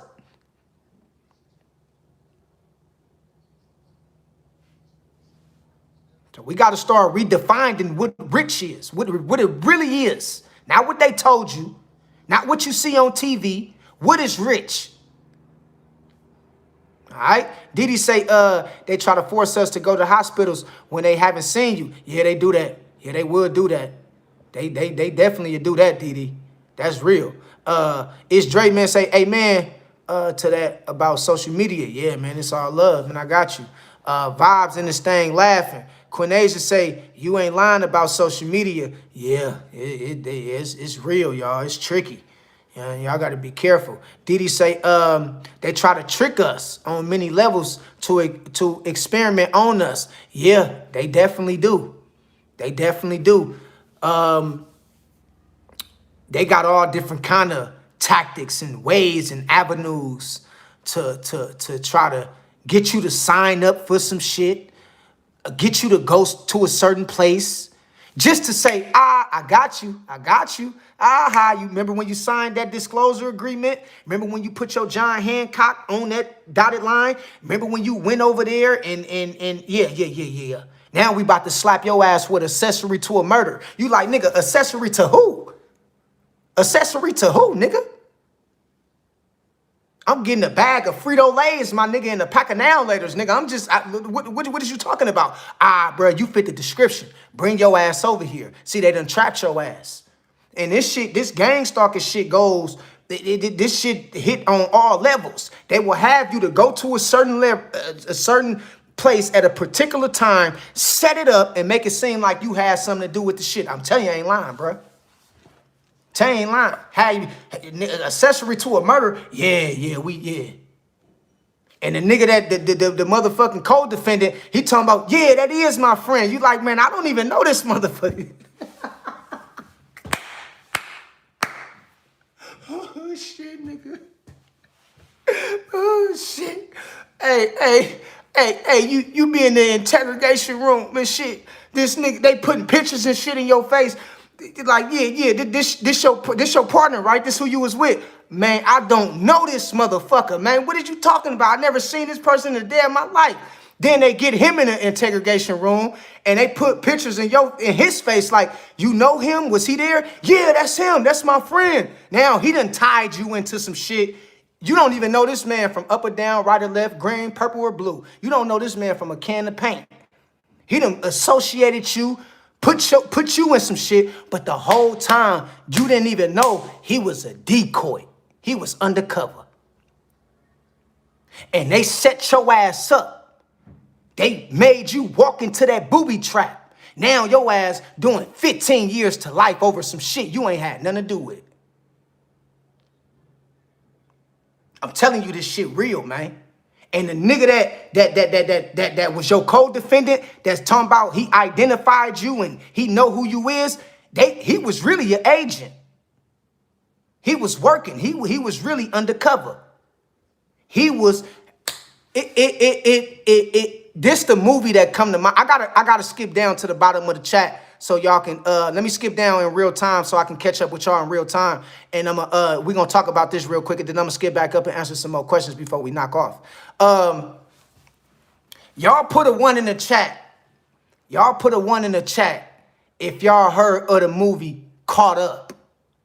Whoever watched that movie Caught Up with the man that played Pinky and Friday and the guy that played Darnell in the movie Caught Up. His name was Daryl. His name was Daryl. Whoever watched the movie Caught Up, put a 1 in the chat if y'all ever watched that movie Caught Up. I can't forget Clinton Powell. Clinton Powell was the undercover cop. Remember Clinton Powell in the movie Caught Up? He was the undercover cop. And for people who don't know who Clinton Powell is Merry Christmas, Jingle Bells, it's Pinky, nigga. That's Clinton Powell. That's Clinton Powell, Merry Christmas, dude. But he played in the movie. He played in the movie called Caught Up. Y'all go watch that shit because it aligns with the shit that I'm talking about right now. In that movie, it was a man named Daryl. He just got out of prison, right? And he got set up in some shit that he ain't had nothing to do with. And the person that played the person Clinton Powell played in the movie associated him with a murder he ain't had nothing to do with. The nigga Daryl was like, man, I don't know what the fuck going on. His PO was calling him and shit like, bruh, you just got out of prison. If you get one more strike, we gonna lock your ass in prison and throw away the key. He like, man, I ain't got nothing to do with none of this shit, man. Whole time, the nigga he thought he knew Clinton Powell was an undercover cop. Setting this nigga up in all kind of booby traps. That's why the movie is called Caught Up. Y'all go back and watch that movie called Caught Up. I'm telling you, that shit is crazy, bro. It'll blow your mind. And then another part of the movie, Daryl was with this woman. She did tarot cards. That's why I tell y'all to stay away from these crazy hoes who do tarot readings and shit. She reading this nigga tarot cards, and you know, she doing that shit, telling this nigga about his life. Only for her to be involved in all kind of conspiracy, to murders, and she had a nigga looking for her, trying to knock her head off. The movie Caught Up is one of my favorite movies. Y'all go back and watch that movie, and it's gonna tie into gang stalking. It's gonna tie into what I'm telling y'all right now of how you can just be going to the store to get some Frito-Lays and a hamburger with no motherfucking beef. And a motherfucker say, you that nigga. I ain't that nigga. What I do? Man, you under arrest. Man, you know how many times that shit happened to me? And my mama had to come get me, bruh. I ain't lying to you. I swear to God, I can't make this shit up. I can write a book about this shit. Bruh, I walk out the house, right? I got my Raider shit popping and shit. I'm about to go to my sister's house because there's Sunday, you understand me? My sister, she throw the games and cook some food and shit. We over there and shit, chilling and shit. I'm on my way to my sister's house, and this shit happened like this shit happened on several occasions. I'm just coming out the house. And I'm in the back of the police car like this. I'm in the back of the police car. I'm in the back of the police car looking like I'm about to be deported. You got helicopters flying all around the sky. My mama like, what the fuck is y'all doing to my son, bruh? Oh man, he had access to. Hey man, what the fuck is you talking about? He just walked out the house. Stop. Fuck is that? My mama like, fuck is y'all got helicopters in the sky and dogs and shit on my son for? The house right there, 2 houses away. That's his house. They like, well, ma'am, somebody just broke into one of the houses up the street. And man, this shit, listen, this shit happened to me. I ain't telling you no shit I don't know nothing about. That's how I'm able to speak on this shit. This shit really happened to me, man. They try to associate me with a burglary. Talking about, oh man, you had on the color gray. It's 1,000 motherfuckers got on the color gray, nigga. You gonna pick me, man, but you got the dreads and you fit the description.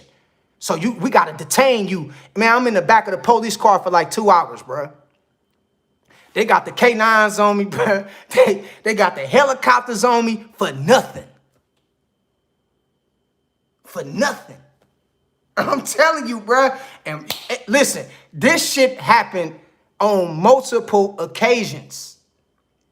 This shit is so deep, that's how I end up getting with my baby mama. I end up getting with my baby mama because she used to always see me in the back of a police car.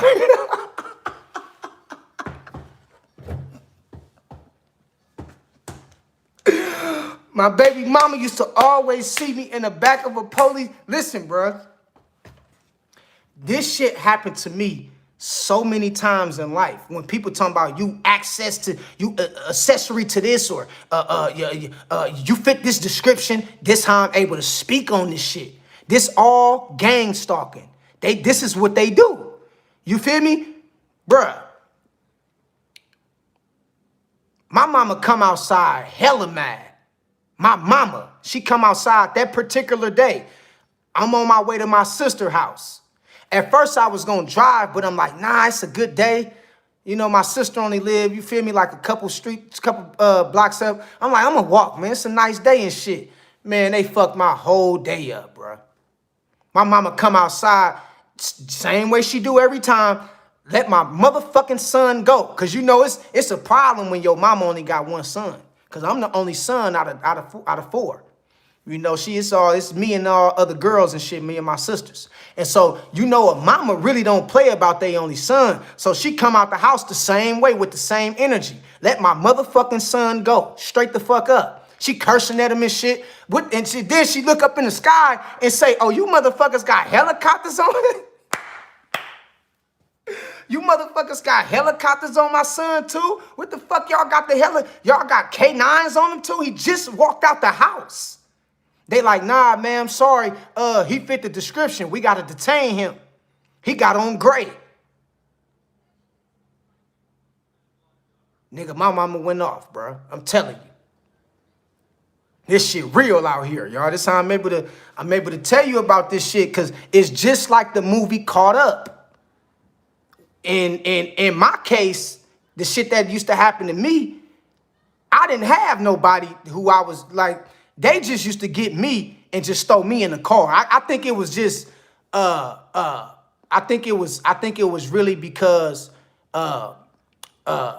you know, they just wanted to stick it to me in some kind of way. The police in my hood, the police, they had certain people who they loved to fuck with. And I was one of, and I was one of them. In my hood in Oakland, the police got certain people they just love to fuck with. Nigga, you could just be getting baptized. Just getting baptized. Speaking in tongues with the Holy Ghost. You feel me? And they're still, nah, bro, come on over here and get. So I made it like a routine. I'm like, bro, let me just put my hands behind my back. And what the fuck y'all want this time, bro? Man, we heard you be having guns on you, man. We heard you be selling guns. Ain't you the one that lived in the greenhouse? I said, yeah, I'm the one that lived in the greenhouse. They said, man, we heard you be selling guns. I said, man, come on, bro. So I just start voluntarily, like, just putting my hands behind my back when I see him, like, bro, I'm not running because y'all not about to shoot me. You feel me? Y'all not about to shoot me type shit. And I say all that to say this. When the gang stalking shit get to that point, I'm telling you, bruh, you like most wanted around this motherfucker. You like most wanted. You know what I mean? And that's how me and my baby mama, me and my son mother, that's how we got together, because she used to always see me in the back of a police car. And she used to be like, man, I feel sorry for you. I used to feel sorry for you. Every time I used to ride by, I used to see you in the back of the police car. She like, every time. I said, yeah, man, they used to always fuck with me. And the days that some time ago, me when I was still with my son mother, we was talking about it, and she said, you know the days I noticed that they really always used to have you on? I said, what days? She said they always used to have you on the 4th of July. And I said, damn, she ain't lying, bruh. Every 4th of July, for like 5 years straight, I was in the back of the police car, bruh. Every year, bro. You feel me? And I used to be like, bruh, like, listen. Understand something. Consider this. When they own you, they own you. They own you. They don't want your friends. They don't want your cousins. They don't want your relatives. They want your ass. And now, in retrospect, now that I'm looking back on this shit, I see exactly why that shit used to happen to me, because they was gang stalking the fuck out of me. See, in my hood on my block, we used to be like 30 deep every night with the shit. All kind of weapons out there, all kind of shit. You feel me? We used to be on the block in my hood. 30 deep type shit. Women everywhere.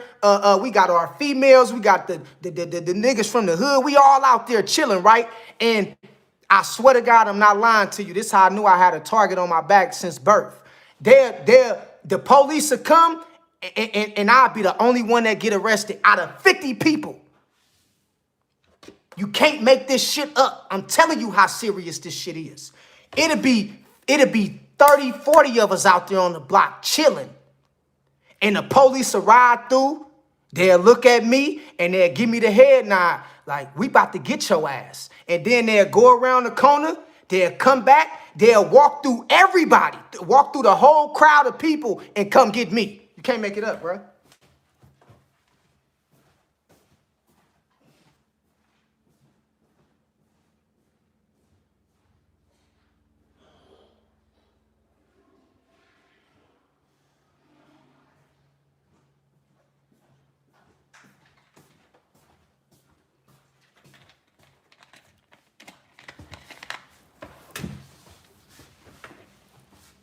My partners used to be like,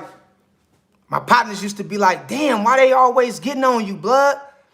I like, bro, I don't know what the fuck this shit is, bro.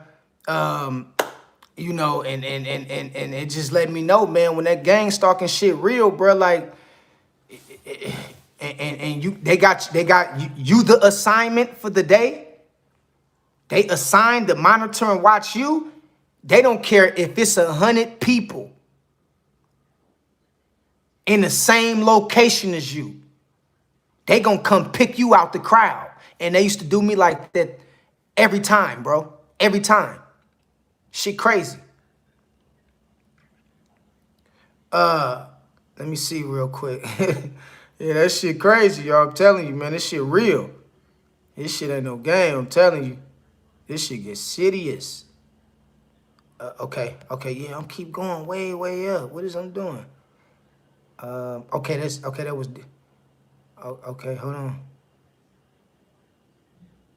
All right, because I want to get everybody in before we knock off. We was right. He was right. Let me see, what was we at? Okay, we was, damn, boy, y'all coming on, everybody coming on in now. Hella people in here, bruh. A lot of questions, too. Okay, I was right here. Okay. Okay, yeah, I was.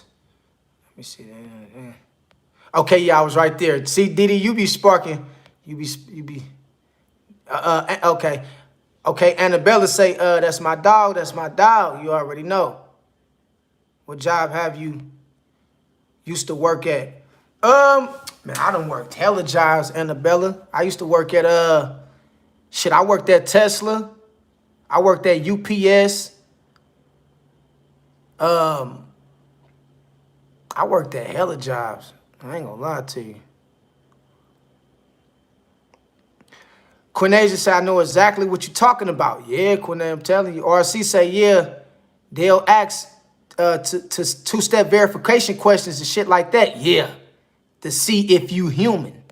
And you wonder why they do that, because they're trying to make sure you're not one of them things. You feel me? Quinasia say, wow, Daniela in this thing say, what's good with you, Daniela? I ain't see you in a long time, sis. Hope everything well with you, Daniela. Daniela say, everyone is waiting for the rapture, but true rapture is when God raptures your mind and life out of the world system. Telling you, Daniela, you on point. I don't be wanting to say nothing because I don't be like hurting people's feelings. So sometimes I just be like, you know what? I'ma speak what I'ma say what I say. I don't care if you get offended, you get offended. But yeah, man, it's you know that you know what you talking about, Daniela. You ain't said nothing wrong. Vibe said, even in scripture, it tries to warn us that everyone we see is not human. Yeah, it do. RC say they got the 5G. Yeah, that 5G. Yep, sure do. Diddy say exactly. RC say, yep, that camera. That camera, bruh. Listen, I don't care if you ain't got no Wi-Fi, you ain't got no 5G, you ain't got no IG, you ain't got no 4G. If you got a camera on your phone, they see you. They see you, bruh. You know what I mean? And remember, the masses is always 50 years behind of what the military is doing. Or, you know, we always behind the 8 ball when it comes to keeping up with the elites and the ones who governs and run this system and shit like that. They always like 50 years ahead of us. So they been had the cell phones back then. We just didn't have them. We just now getting this shit just now.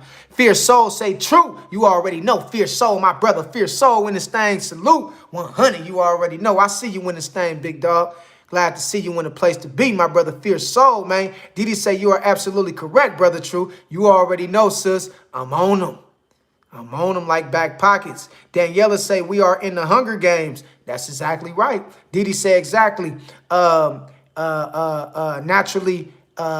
Okay. I'm just saying. Naturally. Say you.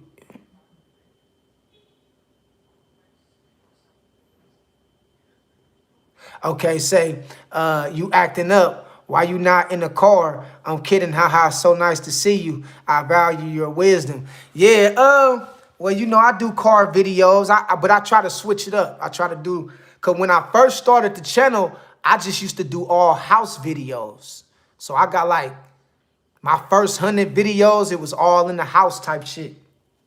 So I be trying to switch it up to the car, and then I be trying to switch it up to going out to the like the you know, to the parks and shit, to the trails, and I try to give y'all different locations, different backgrounds and shit like that to bring out the message, to let it resonate with the environment a little bit. So, you know, shit like that. Let the environment resonate with the message. Give y'all, you know, a different kind of mood of, you know, when I go live. But yeah, we ain't done with the car videos. Truth Rise and say, "Sup, family? What's good with you, Truth? What's up with you, Truth? You good?" Diddy say, "You explain things very well, True Media, as well as compare and contrast." Yeah, I always try to be balanced. I try to give you yin and I try to give you yang. And so, yeah, when it comes to comparing and contrasting, I'm very good at that shit. You know what I mean? I was good at that even when I was in school, getting that good programming that I'm trying to shake off right now. But I learned some things. I took on some things from that shit, and I just applied it to my life now. Annabella say, like I need my privacy. Yeah, we all do. Truth Rises. Yeah. Discernment. That's gonna be a big one right there. Discernment, Truth Rises. That's gonna be a big one.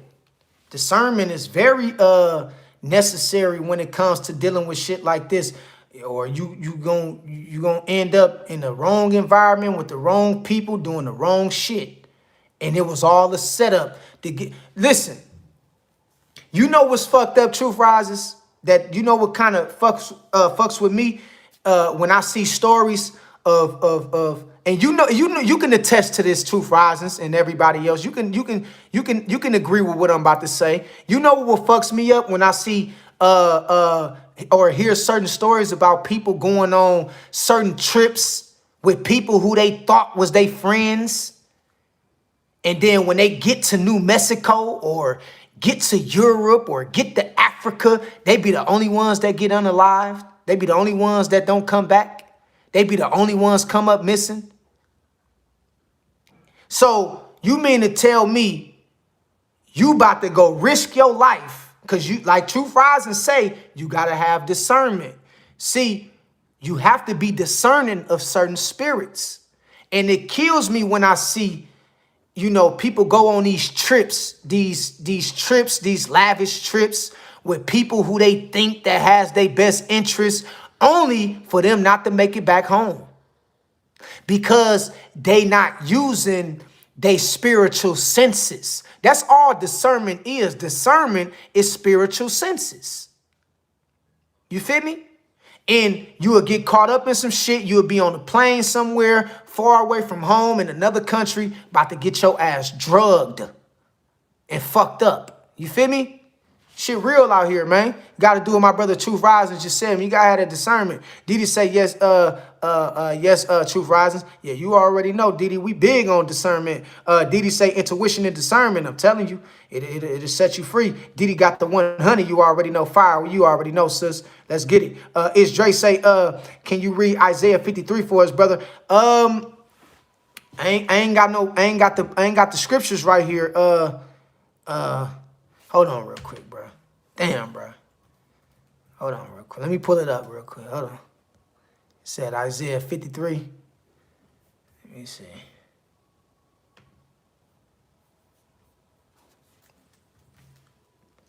Let me see real quick.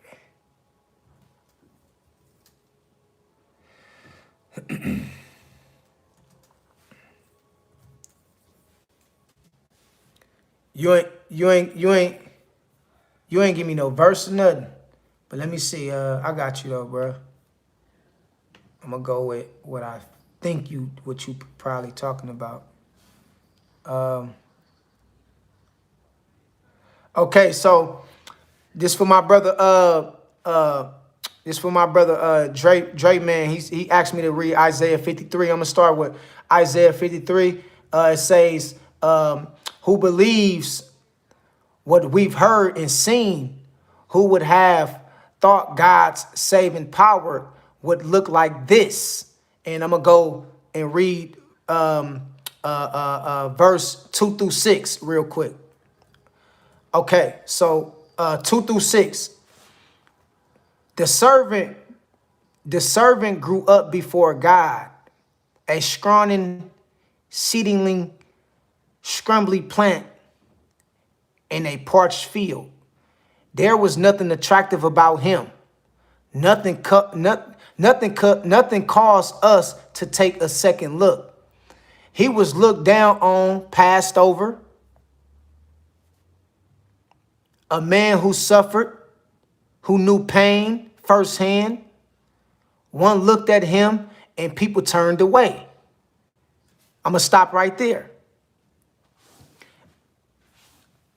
Isaiah in the Bible, 53, verse 2 through 6, verse 2 through 3, talks about exactly what me and Danielle, or what Danielle asked me about when she asked that question about earlier about why is, you know, the ones that have the covenant, or the ones that have the sacred knowledge? Why is they the ones that's misunderstood? Well, in this verse, it kind of breaks it down to you. But I continue. It say, we looked down on him, thought he was scrum, but the fact is, it was our pain he carried. Do y'all see what I'm talking about?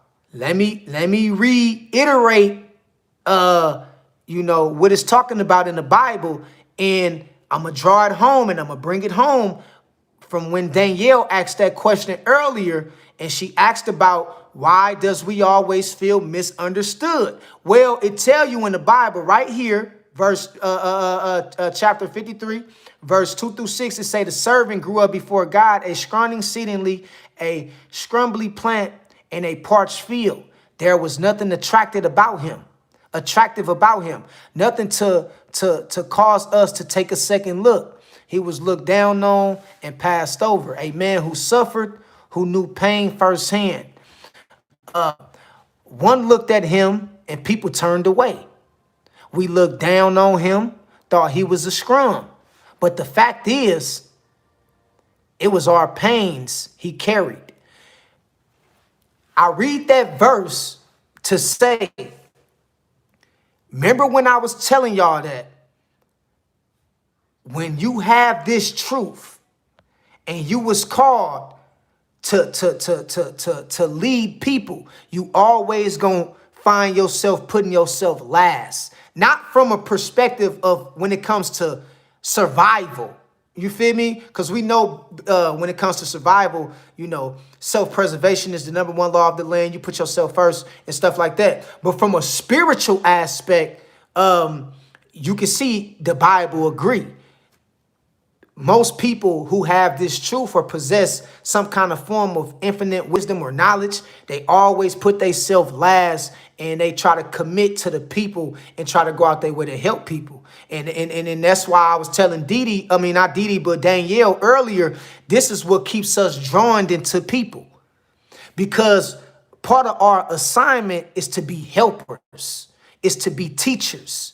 And so, Danielle, if you still on here, sis, part of these verses answer some of your, some of the statements or some of your questions you was asking earlier when it comes to how you feel like you always drawn to people and you feel connected to people. Because part of your calling and your assignment is to help people. And you can't help people if you don't understand them or if you ain't connected to them. You dig what I'm talking about? And so that's why I'm glad the brother,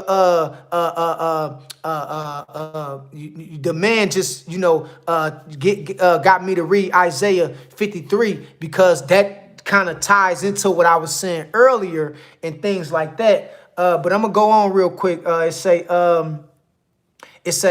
our disfigurements, all the things wrong with us. Hold up, let me read it all over again, because you know how the Bible works. It all correlates, it's all tied in, and it's parables. Okay, so 53:2.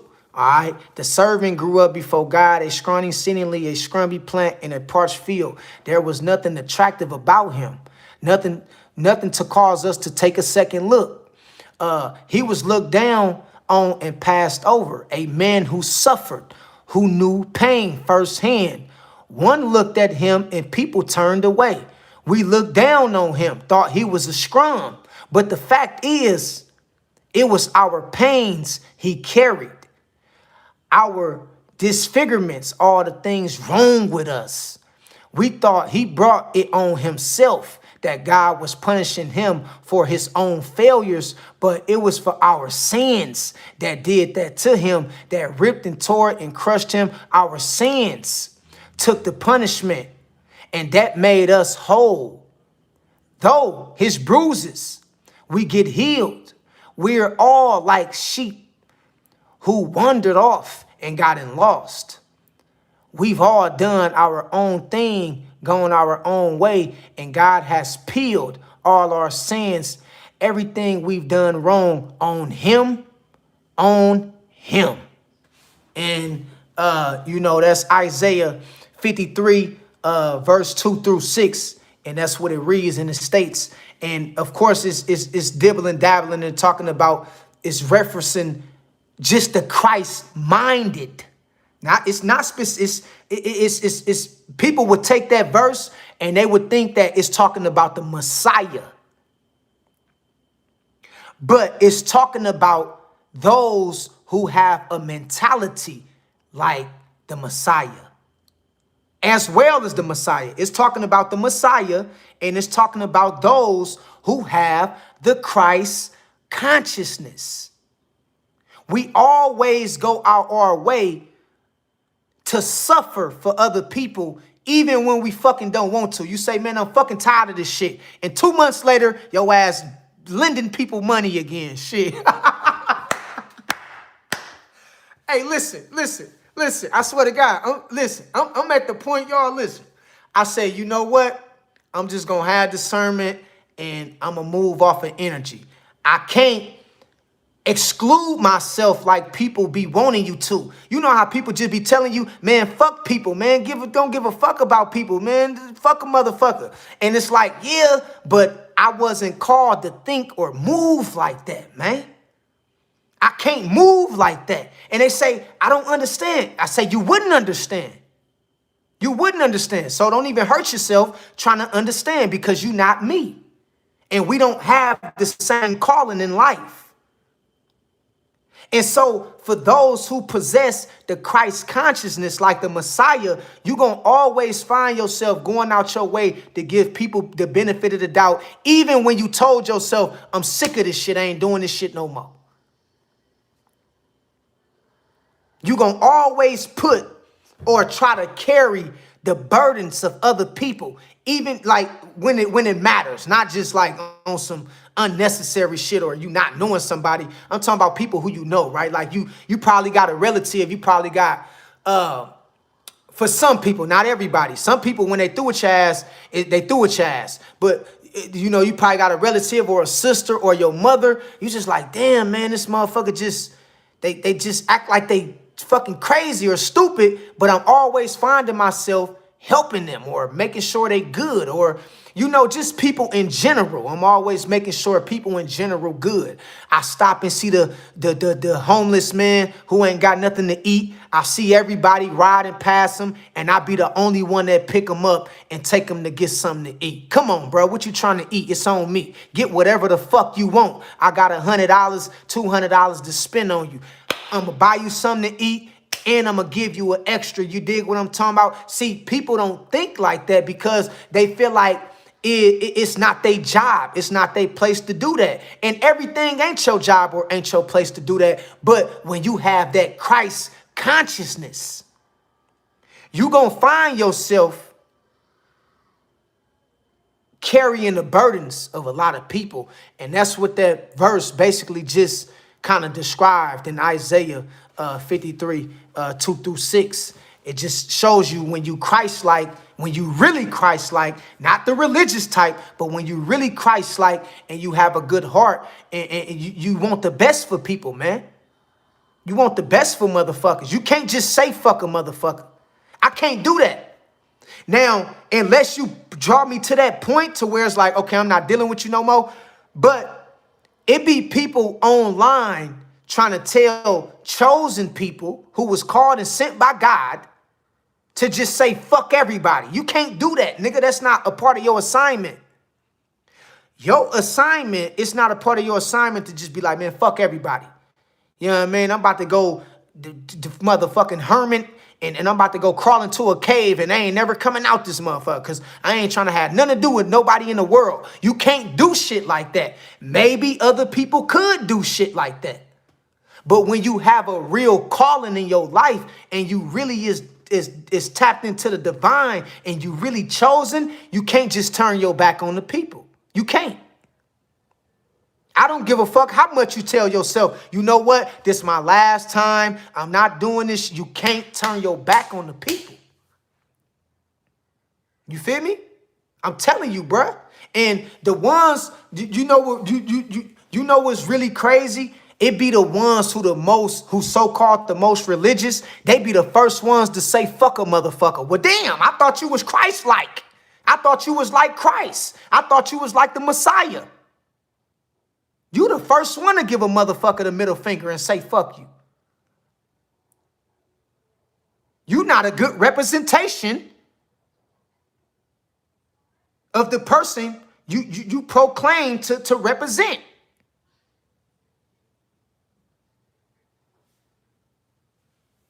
That's crazy to me. It'd be the most so-called religious, the most religious people.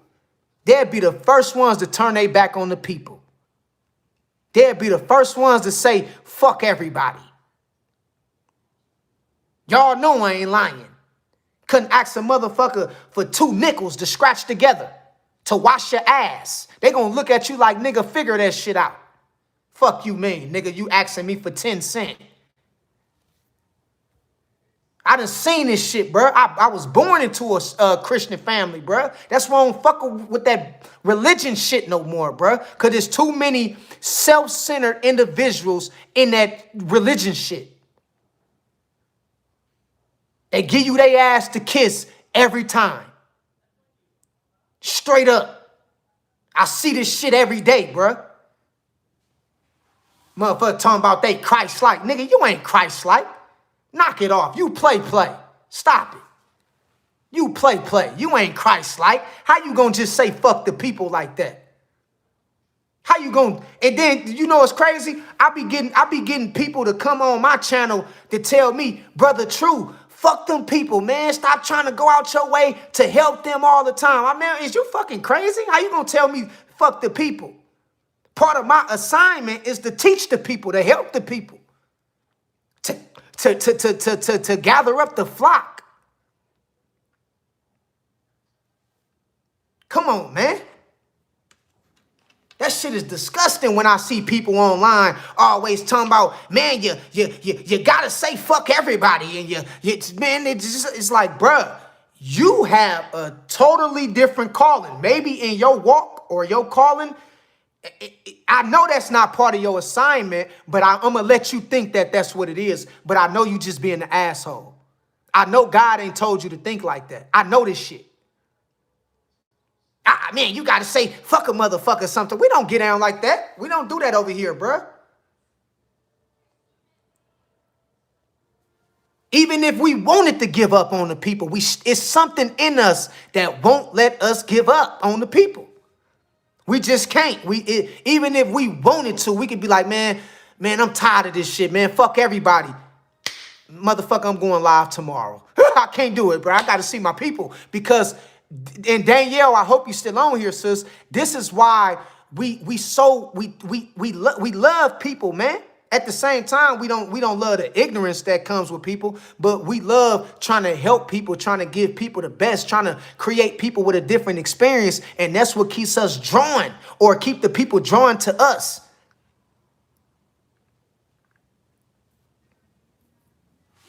And I be seeing people online, some of the most so-called spiritual, religious, well-versed people be like, man, I wouldn't help that motherfucker with shit. I wouldn't do this. Like, bro, is you for real? You don't represent the Most High, bruh. Fuck you mean, bruh? Talking like that, you don't represent the Most High. Yeah, it's gonna be like you can't take on the battle of, like, take on everybody battle, but when it's time to speak out, nigga, speak out. When it's time to help with some shit, nigga, help with some shit. Stop looking for something in return. Stop trying to look for somebody to give you something in return. Nigga, just help from the kindness of your heart, nigga. That's what's wrong with the world today. You got too many motherfuckers that's just turning their back on the motherfucker.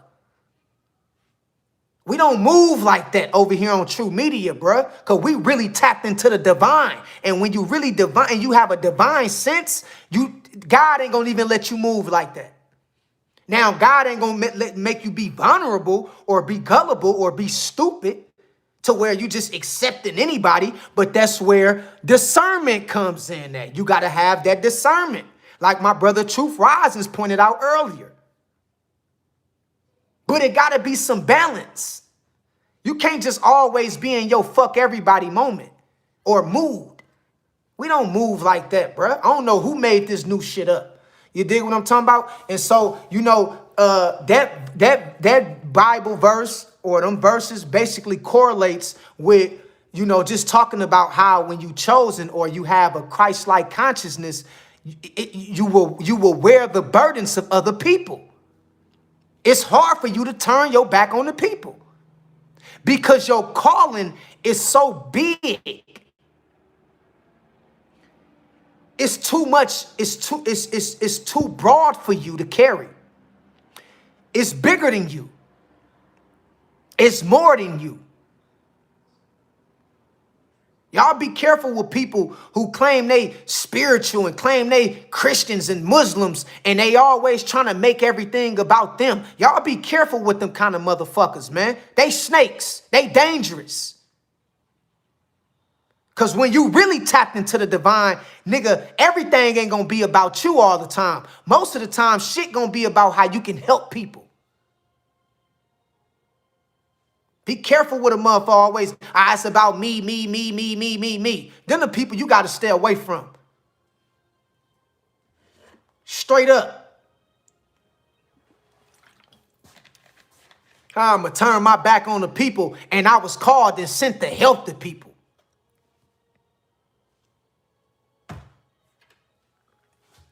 And gather the flock, like the Bible say, for people that want to get religious. People always claim they members in Christ and they believe in Christ but it's like you're not gathering the flock. You saying fuck the flock. You're not gathering the flock. You turning your back on the flock. You turning your back on your brothers and sisters. You come on every day online to make it your business to talk about how you don't get along with your family. That ain't nothing to be fucking proud about, that you don't get along with your family. You supposed to try to somehow, some kind of way, fix that shit. Straight up, what the fuck is this new shit, bruh? Everybody all of a sudden don't even like their own family. Well, damn, I know I can't really go too far with you because you don't even like nobody in your family. And it's like, yeah, family fuck up, family fight, family argue, but family also supposed to get together to learn how to work shit out.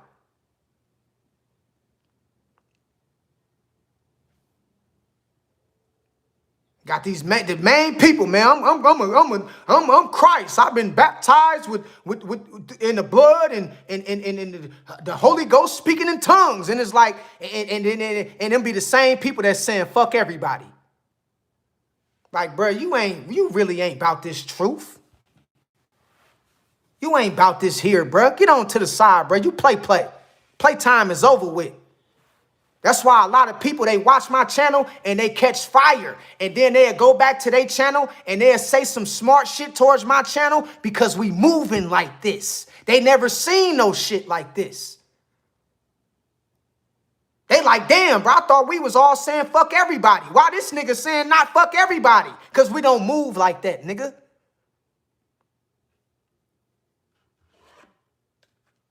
Playtime is over, man. We tired of these imposters and shit, these pretenders. These niggas need to get somewhere and sit down. Straight up, playtime is over, man. Shit, play is over with. Who you put that?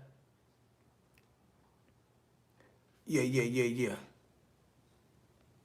know what I mean? Yeah. Let Joe Osteen ride past you. You think Joe Osteen gonna ever bounce out his whip? And I ain't gonna say that. But in most cases, we know people like Joe Osteen, you know, people that profess to be all this different shit, man, they'll walk right past you, bro. You'll be like, man, I'm just trying to get $2, man, to get something to eat, get a sandwich out the stove. They'll be like, man, I ain't got it. But a millionaire, and so I hate these motherfuckers, bro. I hate these motherfuckers, bro. Straight up. Not from a sense that I want to see something happen to them, but I just hate imposters. I don't like them because they in the way of this shit. acting like they for the people, but they stealing this shit from the people. Turn they motherfucking back on your ass, man. You can, man, I can't even account how many times, bruh, I'm the only one. I'm in a nice neighborhood. I'm where the rich people, because I'm always, you know, in areas and shit where high class people or individuals at. I'm the only one say, man, I got some money for you, man. Come on, man. Huh, here go $20, bruh. Go get you something to eat, man. Everybody else will ride past this person. I'm the only one to stop. Huh, man, go get you something to eat, man. What the fuck is this shit, bruh? But these same people talking about they Christ-like. Nigga, stop it. Stop it. Stop it, bruh. Stop it. Straight up. Stop it. Shit crazy as hell, man. Real talk, bruh. Shit crazy.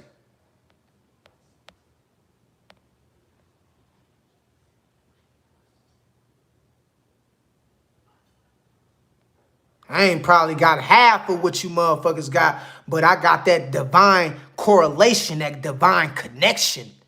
And that's what keep me sane. That's what keeps me in tuned to doing what's right when it's time to do the right thing. I feel some kind of way if I couldn't do it, bro. I couldn't do it. And I know people be like, true, bro, bro, you got to stop trying to help people. You got to stop trying to explain stuff to people. It's like, bro, I'm not made like that, bro. I can't do it, bro. I went against my calling, and every time I did, God spanked my ass. Every time. God said, see, you listening to them, but I told you to do this. I told you to do this. I told you to do this. I don't care about how I look to people. You know what I mean? And that's what people don't understand, bro. Sometimes you have to realize what your relationship is with the Most High. Because if you don't know, you would just be following the masses. You will be following the sheep to the slaughterhouse.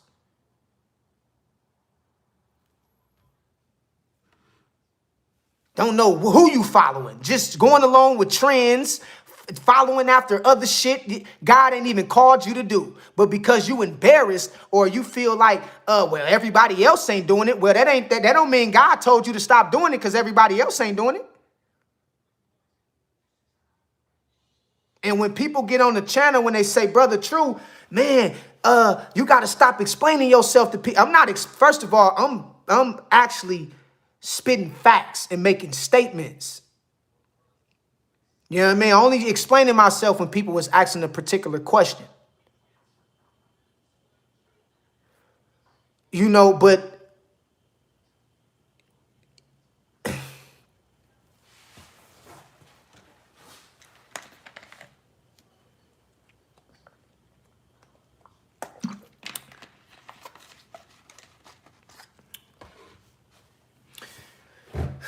it's crazy, man.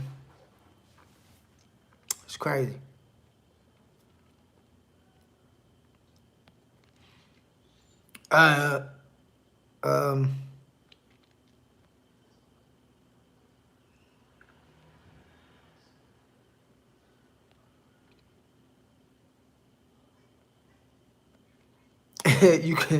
Y'all crazy. Y'all crazy. Let me skip. I'm gonna skip down a little bit. Matter of fact, Dan, let me go back up. I was just at the bottom. I see what y'all putting though. But yeah, man, it's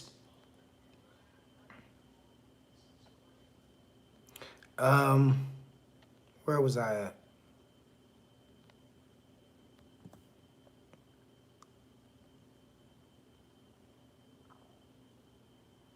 Okay, I'm gonna go back down. I'm gonna start right here. I think I was right here anyway. Is Dre said the world don't blaspheme any other prophet or holy person like they do the name of Jesus Christ. That's proof and of itself. His name is used as a curse world daily in each of our own walks. It's a lot to it, brother. Truth Rising say, I just got home. Now you good, bro. Okay, I see you, Truth. I see you, brother. Didi say, yes, that text was 20. Okay, I read that one. Yeah, that was when it was dragging and lagging and stuff. Is Drake said, okay, nah, I read all these. This one, it was lagging a little bit. Okay, let me go through this. Didi said, you read the comment late. Yeah, I do read the comment late, sis, because, you know, I be having a lot of questions, so I can't keep up with the chat in real time. So normally when I read a question, it probably be like 5 minutes overdue, 10 minutes overdue, or past time, because, you know, it'd be so many people. It's like when there's thousands of people and everybody trying to, it's like I'm only one person. I only can read, you know, one question. Let me see, or you know, so many comments, all these comments. John Boy say yes. Didi say you was on the road. Yeah, you already know, sis. Brian say, is Google affecting the live? They blocking learning. Yeah, we know this. We know they do little weird shit. RC say I'm weak, laughing. Yeah, RC, Didi laughing at RC. RC say we good now, brother. It's all good. Major Champ say, do anyone wonder if every religion align and that there really isn't a right or wrong religion, but rather us being manipulated by certain teachings just misled us? Well,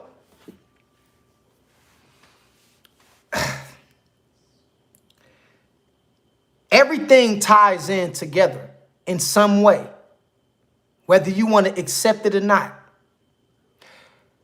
This is why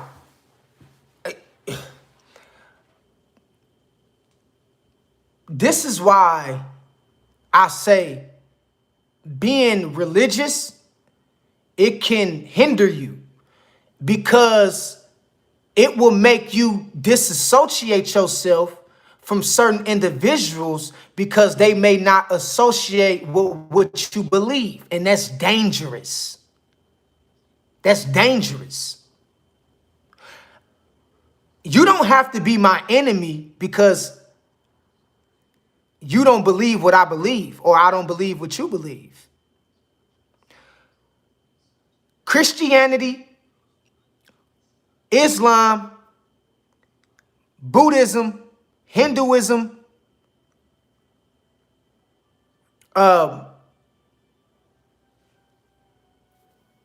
most of these religions have a lot in common. It's the practices that's different. But most of the religions have a lot in common, whether people want to attest to it, agree or not. It's just the practices and the title of the deity that they worshiping that get your ass. That's what get people. It's the titles. It's the deity. It's the name.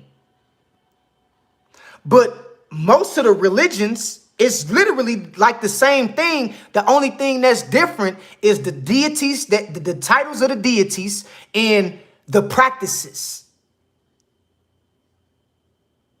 Because you would swear that most Muslims was Christians because all they do is read the Bible. A Muslim know the Bible. Most Muslims know the Bible better than Christians. They read from the Quran and they read from the Bible. So really, when you really take a deep dive into it, into the, you know, I don't want to disrespect religion people and say it's programming. I don't want to do that because I understand religion can be a stepping stone to get to where I'm at, to a higher spiritual level. You feel me? It could be something to open your eyes up to get you to another level. But we got to stop fighting against each other with this shit, man. We got to stop fighting. We got to stop. Oh, man, you going to hell. Oh, you going to hell. Oh, you run. Like, stop. You blaspheme the Holy Ghost and the Holy, like, bruh, stop, bruh. You is the Holy Ghost. That's another lie for another day. See, I'm here to shake this shit up. That's all I want to do for the rest of my days is be rebellious by telling the truth. I want to be as rebellious as possible and shake whatever I could to fuck up before I leave. Straight up. Diddy say exactly. Major Champ say, yup. Tom Huck say, bring it. You already know we bringing it. Truth Rising's laughing. Diddy say, all for the mighty dollar. You already know, sis. It's some strange things people would do for that mighty dollar. I'm telling you. Be careful. Major Champ said exactly. And those be the main ones crying when they hit rock bottom after flexing. Listen, flexing on everybody. Ah, man, nigga, look at my chain. Nigga, you ain't doing it like this. Look at my car. Oh, man, can you help me, man? Can you help me, man? Send a GoFundMe, man. Can you help me, man? A little donation. Like, bro, when you the nigga just, bro, wasn't that you, bro, like a year or two ago, just, you can't make this shit up, bro. You can't. What you doing, bro? John Boy say, heck yeah. Major Champ say those. Diddy say, they exaggerate for the mighty dollar, the bag with a whole end. Yeah, man, just. I be seeing people, man, online, man. I just be like, bruh, people have taken what God made to be simple. They have took this shit to the 10th power. You feel what I'm saying? I mean, just maximized the buffoonery and the foolery. And it's like, bro, like people be wilding out. Bria say 100. Bria say, for we wrestle not against flesh and blood, but against principalities, against powers, against the rulers of darkness of this world, against spiritual wickedness in high places. Yeah, that's true. That's in there. Bria say, everything is spiritual. You already know. Quinasia laughing. Yeah, Quinasia, peace. Didi say, right on, True Media 100. John Boyo 5 say, my freedom is rich. You already know, brother. That's another thing that's rich. That I forgot to name that. But thank you, John Boy. You caught that one. Bria Billion say, they rich in material wealth, but poor in everything else. Yeah, man. Rich in all the wrong places. Quinasia say, nasty work. You already know. Mama say, go to our...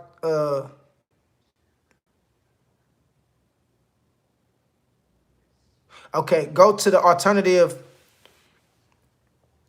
homesteading to break down the physical aspect of this crime, spiritual truth, but it's intertwined with criminals, but you have to be diligent in the scripture, social attack. I hear you. And yeah, you definitely got to know how things correlate and how things work, so you can adjust things to your life in the right way, in the right format. But thanks for sharing that. Didi say, try to force us to do surveys. Major Champ say, that's how they be moving, making up ish. Yeah, crazy. Didi say, yep. Major Champ say, never seen it. Didi say, pinky. John Boy say, man. Didi say, Major Champ, check it out. Didi laughing. Didi say, will I do? Didi say, hilarious. John Boy say, I will. Vibes crying, laughing. John Boy 05 say, it's like that movie Snitch. Yeah, man, it get real out here. I'm getting hungry. My stomach getting tight, and it's starting to touch my spine. So I know when my stomach starting to touch my back, that's not a good thing. Quinasia say that's grimy. Major Champ say, knowing damn well they got pictures of the suspect. Yeah, they got pictures of the suspect, Major Champ. But guess what? Tonight, you the suspect. They like, nah, bruh. This fit your ass because we wanted to fit your ass. You wearing this shit. I don't care about what nobody talking about. You wearing this shit. Say, man, it's 1,000 motherfuckers got gray on, bro. Like, can't you see everybody walking around the hood? We want your ass. That's what gang stalking do, bro. This shit deep. That gang stalking shit ain't no game, bro. When they come, listen, they coming. They coming. All right? And they got ways to do shit like I just told y'all about me a minute ago, the shit they used to do to me. You know what I mean? Shit they used to do to me, man. Be like, man, yeah, I caught on later on. I'm like, yeah, these motherfuckers, I see what they doing. Yeah, they on my helmet. Didi said, I already know. I've been seeing it all my life, real talk. That's why I almost cut my dreads, because I got tired of being mistaken for other people. But I'm glad I didn't cut my dreads, because I never was being mistaken for other people. They knew who they was coming to get. They was coming to get me, because that was their assignment for the day. Their assignment was go harass that nigga, monitor him, and make sure that we keep tabs on his ass. Oh, well, what if we say, what if he asks us, it wasn't him? You tell him that he fit the description. I swear you can't make this shit up. This how the police officers used to talk to the sheriff and the chief and shit like that. They used to be like, you see that young man? Yeah, we see that young man, the young man with the dreads. Yeah, we want to arrest him. Okay, what if the young man say it wasn't him? Say he fit the description. That's how they used to do me. That's how the chief, the president of officers used to do me. He used to tell all his men that was on duty, you got one assignment. Arrest him. Get his ass. I don't care how you get him. Get him. Arrest him. Shit, one time, I ain't gonna lie to you. Shit, man, it got so bad, man. I invaded an officer. Sure did. I invaded the officer, and when they caught me, they beat the shit out of me. Then after they beat the shit out of me, they said, man, we sorry for having to beat your ass, man. I said, okay, where we going? They said, we taking you to the hospital. I said, okay, where we going after I go to the hospital? They said, you going to jail.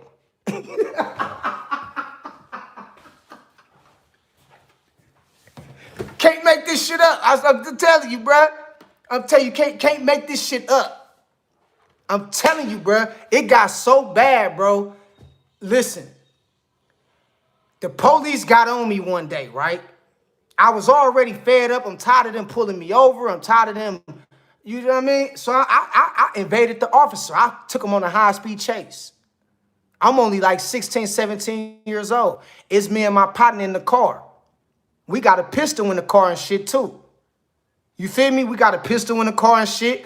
So that really gave me another, like, okay, man, I'm already tired of these people fucking with me. So I got a pistol in the car. Fuck it. I'm about to try my luck. I'm about to try my luck. But make a long story short, I took him on a high-speed chase and shit like that there. And I was getting away for a little bit and shit, right?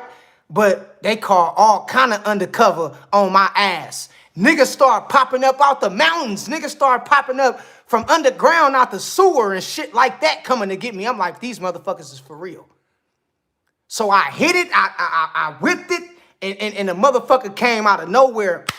Hit the side of my Mercedes-Benz. That's when I was in the Mercedes-Benz. You feel me? On some young fly player shit. They hit my shit. You know what I mean? And then they beat my ass, right? They Billy clubbed me up, beat my partner ass. My partner, he tried to run. They slammed him all on his shit, gave him real, that real penitentiary treatment. You know what I mean? Beat my ass and shit. We all sore, fucked up. And they you know, I say, man, y'all just beat my ass, man. Where we going, man? They said, we about to take y'all to the hospital. Because it's our duty after we do a high-speed chase and we club y'all up a little bit. We got to take y'all to go get checked into the hospital. I say, so you going to, I say, where we going after the hospital? They say, you going to jail. That's where you going. You going to jail. You going to motherfucking jail. You got a pistol. We've been looking for your ass. We don't like you. And our assignment and our duty for the past 3-4 years was to arrest your ass. You can't see the picture, nigga? You ain't getting this shit? Is something wrong with your mental upstairs? You can't see that we own your ass? And so what I had to do and shit like that, it came to a time to where I'm like, man, I'm about to cut these dreads and shit like this there. And then one of my females, she was like, nah, don't cut them. Just you just gonna have to start staying out the way a little bit. You feel what I'm saying? Like just stay the fuck out the way type shit. You feel what I'm talking about? But you know, I say all that to say this. The officer, the officer after they caught us and all that shit like that, there we laying up in a hospital bed attached to the motherfucking to the deathbed with the handcuffs on us and shit. You know what I mean? Getting reevaluated and x-rays and all kind of shit for being beat up. And then I asked the officer, I said, man, what you want from me, man? He said, man, I was just checking up on you. I said, what you mean you was checking up on me, man? I was just checking up on you. I'm like, bruh, this shit crazy, bruh. That nigga told me I was just, this how this shit started, because of this bitch ass nigga. He talking about, man, I was just checking up on you, man. Why are you checking up on me, bruh? And I swear to God, y'all, I'm on my, listen, I was glad when my sister moved from that place, because that motherfucker place she was at was cursed. I swear to God, I'm gonna tell you how. When I hit the high-speed chase, right? Again, I'm on my way to my sister's house to watch a Raiders game. It was just something about me going to watch a game at my sister's house that always led to the police arresting me. I can't make this shit up, bro. I'm telling you right now, bro. Listen, this shit happened like 5 times, bro. I told y'all the story earlier, how when I walked out the house and the police was waiting on me with open arms, giving me all kind of hugs. Yeah, nigga, come on over here. Come on, get in the back of this car. You feel me? And that day, I was on my way to my sister's house to go watch a Raiders game. The motherfucking couple months later, same thing. Not a couple months later, like a year later, I'm on my way to my sister's house to watch a Raiders game. And I swear to God, they do the same thing, bro.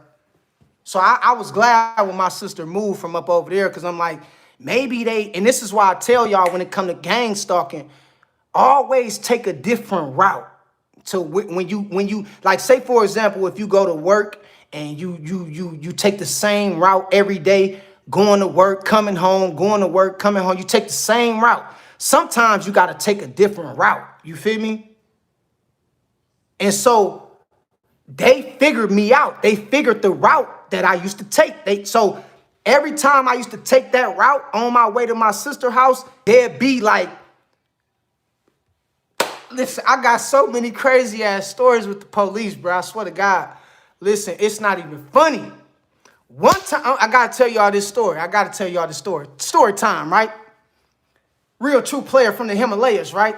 I gotta tell y'all this story. One time, right? I'm with my cousins and shit. We on our way to the store around the corner from my house where we used to live at and shit. We still in the same spot. You feel what I'm saying? So, but we go to the store and shit, right? We go to the store. You know what I mean? We was hustling all that day and shit. Cause we was hustlers. We used to pump gas. We used to do all kind of shit, clean yards and all kind of shit, right? For the people in the neighborhood, right? So it get nighttime and shit. You know, we getting ready to go to the store, get something to eat, and then go to the house and shit like that. In the midst of us doing that, right? I'm walking out the store. My cousins, and they still in the store ordering their stuff, right? I'm coming out the store, already got all my stuff. I ordered all my snacks and shit for the night. I'm good. I'm ready to go. I'm walking out the door, on my way out the door. My cousins, they still in there trying to figure out what they gonna get and shit. So as I'm coming out the store, a police officer come out of I don't know where this nigga came from. He came from the side of the cut and he said, hey man, have you seen a dog about this tall? He said he was a little chihuahua. I said, first of all, chihuahua is not this tall. He said, man, get your ass over here. You under arrest. Slammed me on my shit, threw me in the back of the car, waited for my cousins to come out the store, and threw all them in the back of the car too. Put the helicopters on us, sent the K9 force on us, and was like, these guys is robbing people. I'm telling you, I know it's...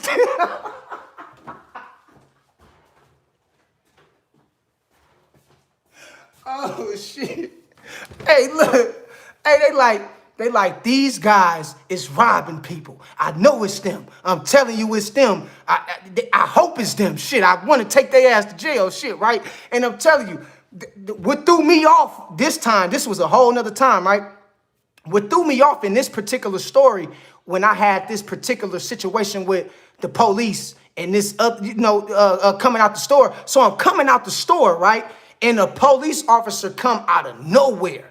And I'm looking, I'm like, man, who the fuck is that walking up on me like that? And he say, hey, man, have you seen a chihuahua about this tall? I don't know if he said that to be an asshole, or I don't know if he said that to just, I don't know if he said some shit faster than what his brain can calculate of what makes sense. Because a chihuahua is not this tall, nigga. This nigga, listen. This nigga, this is how he did it. I'm walking out the store. He say, hey, man, have you seen a chihuahua about this tall? I'm like, nigga, a chihuahua? I'm like, nigga, it ain't nothing that tall but like a greyhound dog or some shit. Nigga, like, what kind of dog is that tall? He like, come here, man. You under arrest. I'm like, man, what the fuck I do, bruh? You just seen me go in the store. I got snacks and shit. Man, they threw all our shit on the ground, bruh.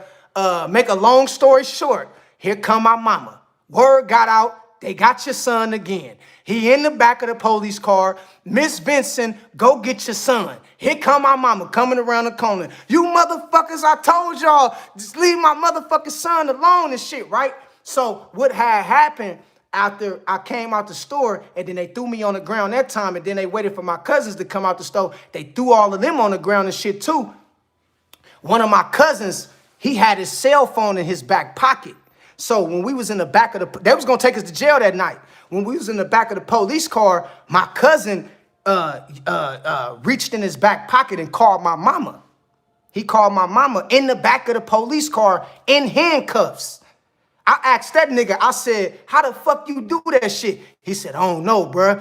Some told me to reach in my back pocket and call your mama, bruh. And nigga, I swear to God, if it wasn't for my mama, my sisters, nigga, the neighbors coming out, Miss Grace, the nannies, Big Mama and them, everybody came outside for that one. Like, that's wrong. Y'all leave them young men alone. Them young men just came out the store. Them good young men and shit like that. So we got everybody in the neighborhood like, man, they ain't do shit, bro. Let them go. Man, they got the K9 force on us, bro. They got 3 helicopters in the sky. Like, you guys is tied to like 4 other burglaries and shit. They always used to give me cause I ain't gonna lie, coming up in the hood, being from Oakland, we rob people and shit, right? But that I ain't had nothing to do with the shit that I was doing and shit like that. You feel what I'm talking about? So maybe it was karma just coming back.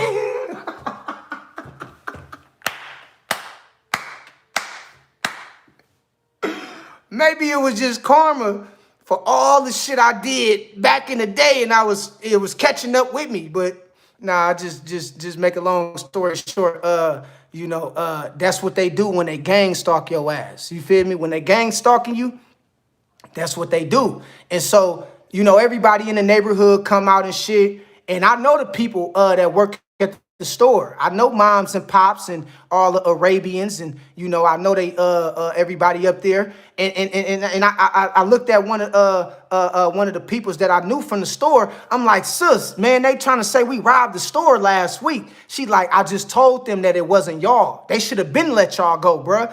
I'm like, sis. She like, man, tell them again. So I'm screaming out the car like, tell them we did not rob the store last week. She like, I got you, bro. I just told them it wasn't y'all. I just gave them the cameras and shit like that. And so these motherfuckers done associated us with 4 other robberies that took place that we didn't have nothing to do with. You feel me? And they had the K9 unit out on us and all kind of shit. And so, man, my whole life, I've been having nothing but issues and problems with the police my whole life. You feel what I'm saying? Like, I got stories like that for days, bro. Like, just chilling in the hood type shit. Police pull up. Hey, man, come here, man. Like, what's up, man? You under arrest, man. You being detained. It, like, just all kind of stories like that, bro. Just crazy shit, bro. Like, I just wanted to put a little story time in there one time, man. That shit crazy. It get real like that in the hood, though. Let me see real quick where we at. Okay, I think we right here. Okay, we right here. Deani King in this thing. I see you in this thing, brother. Deani King say we can't. RC say they be entitled and full of pride and self-centered. That's true. The Platinum Owl say, yo, true, did you hear about the solar flares and about the blue sun and the blue Kashina coming soon to war with us about this shift? Nah, I didn't hear about that, brother Platinum. I didn't hear about that. You gotta catch me up one time. I didn't hear about that one. I didn't hear about that. I heard about how everybody was talking about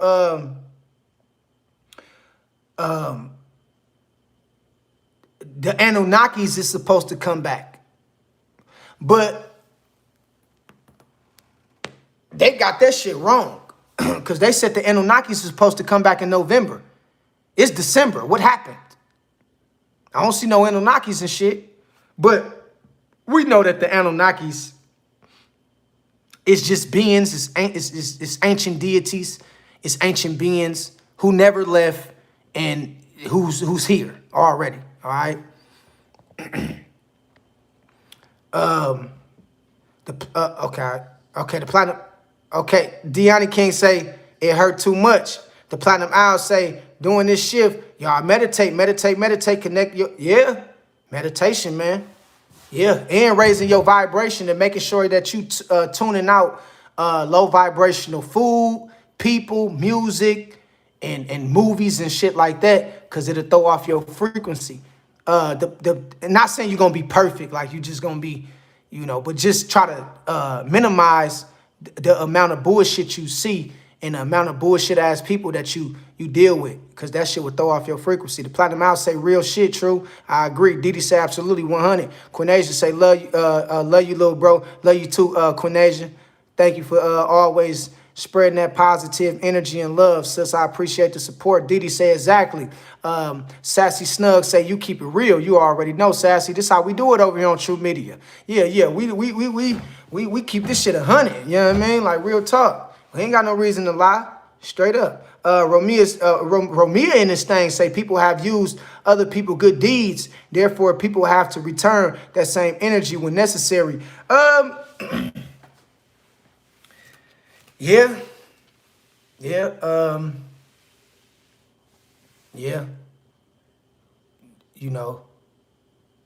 Always practice reciprocity and be reciprocal. And be given, you know what I mean? And don't always look for something in return to come from it when you give. Just give from the heart, you know what I mean? Don't cost you nothing. Quinasia say, K. Didi say spiritual souls are not your ordinary servants, 100, for real. Didi say we loyal to a fault, real talk. I'm telling you, sis, we can't just switch up. We ain't like that. Once we like, we know what our assignment is, we like, okay, it's bet. That's what it is. We can't switch up and, nah, we can't do all that. We dialed in, you know what I mean? We dialed in, you feel me? Quinasia got prayers up to Ramia. April in this thing. What's good with you? Okay, say AKA Joe Austin, yeah. Quinasia say, at all. That is embarrassing. It's embarrassing, sis. Person ride right past you. You just asking for a couple dollars and you know they got a pocket full of hundreds. Man, it's crazy. That's sad. I couldn't do no shit like that. John Boy 05 say, right. Tavon say, what's up, family? Did he say they don't want these spiritual hands? Nah, they don't. You already know. And they definitely don't want us to gather the flock and come together. We do that shit. Man, we gonna really damage some shit. You feel me? Major Champ say, on my mark, we tread forward and onward. And okay, yeah, that's what it's all about. April say, laughing. My whole city destroyed by a tornado. Okay, my whole city destroyed by a tornado, and he got his steel. Okay, I read that one. Didi say, yup, and real. Yes, sir. Divinity. Yes, sir. Trying to keep it up. You already know. Dio in this thing say that is aligned with scripture. Yes, it do. Dio say the word of God. Tavon in this thing say facts 100. Fear soul say real talk. Tavon say surely do. Annabella 80, Buddha, you already know, man. Shout out to Buddha, man. Real talk. Annabella 88 say Is love scam? Is love scamming? What you mean? What you mean? What you mean? Is love scamming? You gotta expound on that. Anton in this thing say talk. John Boy say right, brother, true. Major Champ say real talk. Diddy say very rebellious. Grandmaster in this thing say true media always spitting facts 100. You already know, man. This is what we do it for, Grand. I appreciate you tuning in, man. Diddy say that's right, true. Rad 21, my brother in this thing say, brother, true. What's good, fam? What's good with you, Rad? I see you in this thing, big dog. Hey, listen, I'm glad you able to join us and be a part of this live. We've been missing you, brother, for a couple of the last lives. Glad to have you in attendance, man. Real talk. Diddy say I'm weak. Annabella 88 say, you brought the helicopters home with you again. Yeah, man, I'm telling you, man, them people. I know, well, the people who work the duty now in Oakland, they don't put the people that used to patrol my neighborhood when I was out there, they don't patrol the hood no more. They are retired and shit like that. They are like, some of them probably still do, but some of them is retired. But I know they like, man, we used to get this one kid. Man, we shit. Motherfucker, they probably, them motherfuckers, they know my name for sure. Like, remember that one kid, man? Remember that one kid we used to always get, man? Yeah, we used to beat his ass, man, and his mama used to always come try to save him. I know they probably be joking about that shit somewhere. Or telling stories to their grandkids and shit about my ass. Sassy Snug say, you crazy. Rad 21 laughing. Major Champ say, had me thinking something good was about to happen. Yeah. John Boyo 5 said, where? Annabella say, a nice arrest. Yeah. Yeah. Tavon say, to be nosy. Man, they was always in my business. One time, this how I know it don't matter where you go. Listen, bro. It don't matter where I go. I'm put like that. I can't speak for everybody else, but I can speak for most chosen people who done had these encounters of law enforcement or people just stalking them and following them. Bruh, tell me why. I'm with my son, mother. We out of town at one of my cousin's house. We get into a little argument. We pull over. And we say, man, I tell my son, mother, I say, man, what you tripping for, man? What's the problem? You know how women is. I just feel like woo, right? So we sitting there talking this shit, right? And a motherfucking police officer on a horse pull up. Bruh. I swear to God, God can strike me down right now. I can't make this shit up. Me and my son, mama, right? We sitting there talking. I'm like, man, what is you tripping for, man? Like, bro, you know what I mean? You tripping. We all the way out here. You know what I'm saying? We with the family. Like, what is you tripping for, bro? And we sitting up there just talking and shit. Bro, a motherfucking, we in the alleyway too. We in the alleyway. Dark, pitch black alleyway. A police officer walking up. All I hear is clanks. It's clanks, like clank, clank, clank, clank. I'm like, what the fuck is that sound? And then I see a flashlight go up and I don't see nobody but a horse. So I'm like, let's head back to the car because I don't know what the fuck is going on out here. She was like, yeah, let's go back to the car. We'll talk about this shit later. And it was a motherfucking police officer in all black, just out of, I don't know where this nigga poof out of thin air from. This nigga just poofed into existence, bro. I can't make this shit up. We really literally in the countryside of where we was at, where there's nobody really at like that. You know what I'm saying? Where it's a lot of it's a lot of people out that way, but it was like 2 in the morning, bruh. And I understand if it was in the daytime, it would have made more sense for a police officer to walk up on the horse. But at 2 in the morning, bruh, it's 2 in the morning. We in the alleyway talking. And a police officer walk up on us on a fucking horse. On a horse. I'm like, what the fuck is this shit? Hey man, then after he flashed the light, he say, hey man, I'm just here to check in on y'all. Hey man, I'm just here to check in. I said, what the fuck is this? And this is what I mean. I'ma tie it all in when we talk about this gang stalking shit. This is what I mean. This is what they do when they gang stalking you. They watching you. No matter where you go. You marked. You fucking marked. It's 2 in the morning. This nigga roll up on a horse. All kind of shit. I'm like, damn, horse big than a mother. Horse scared the shit out. Heart drop. Damn near shitted on myself. I told my son, I said, babe, let's go back. Let's just go back to the car. She like, yeah, we'll talk about this shit later. And then they stopped, because another one came. They stopped us. They like, nah, y'all can't go nowhere. What's going on? I'm like, bro, I'm talking to my woman, nigga. What the fuck you mean what's going on? Because, see, I ain't got no filter sometimes when I feel disrespected by the police.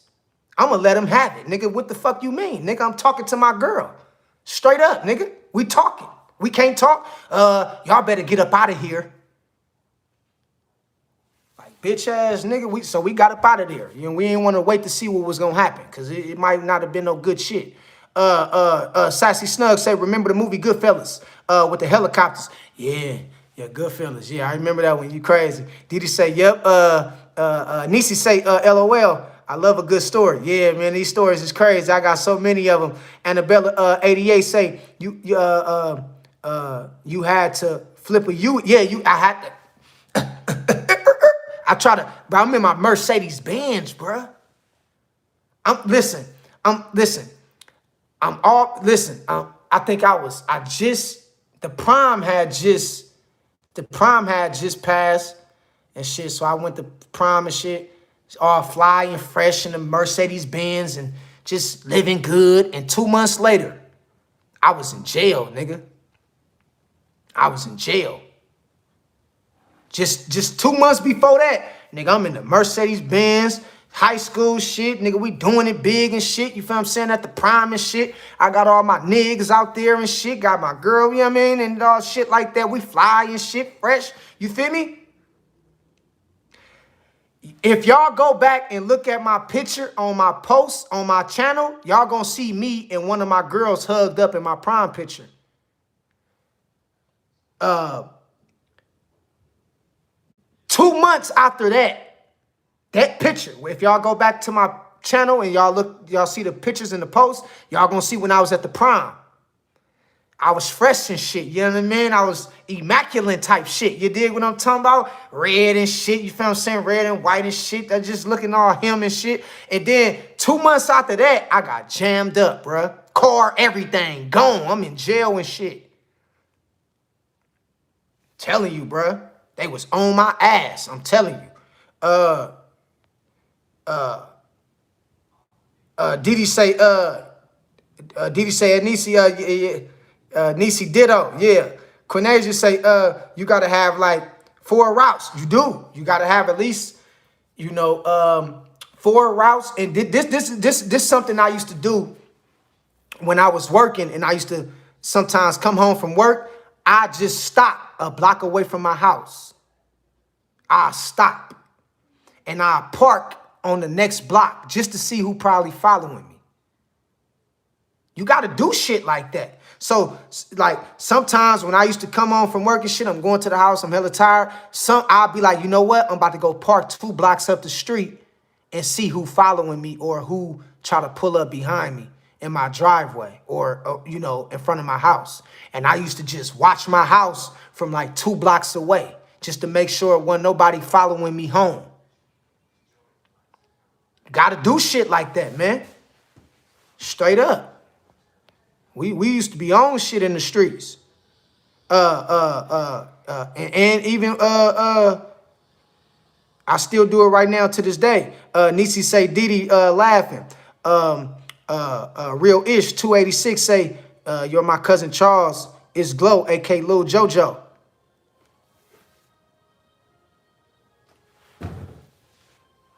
Hey, Charles. Nah, bro, I don't think I'm your cousin, bro.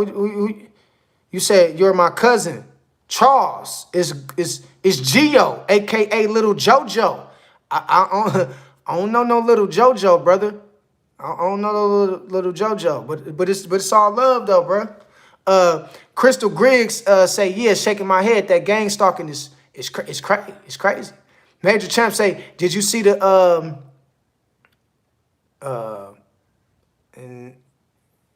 Chinhua? It's crazy. Nah, I ain't see that. I ain't see that, brother. Tay Tay in this thing. What's good with you, Tay Tay? Major Champ say, mom's a real one, man. My mama a real one, bruh.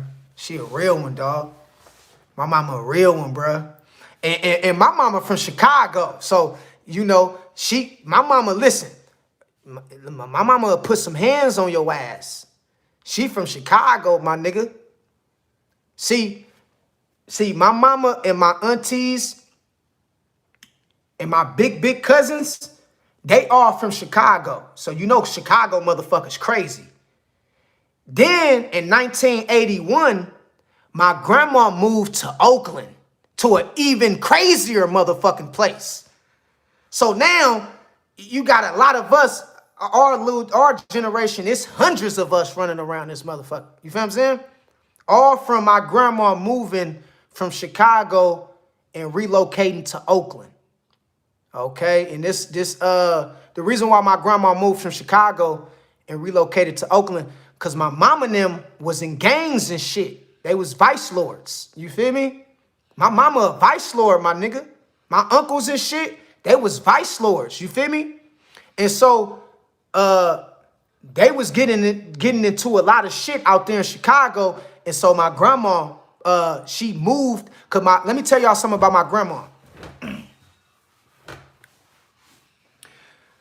Back in the day, when my grandma from Alabama, she from Alabama. You feel me? She moved to Chicago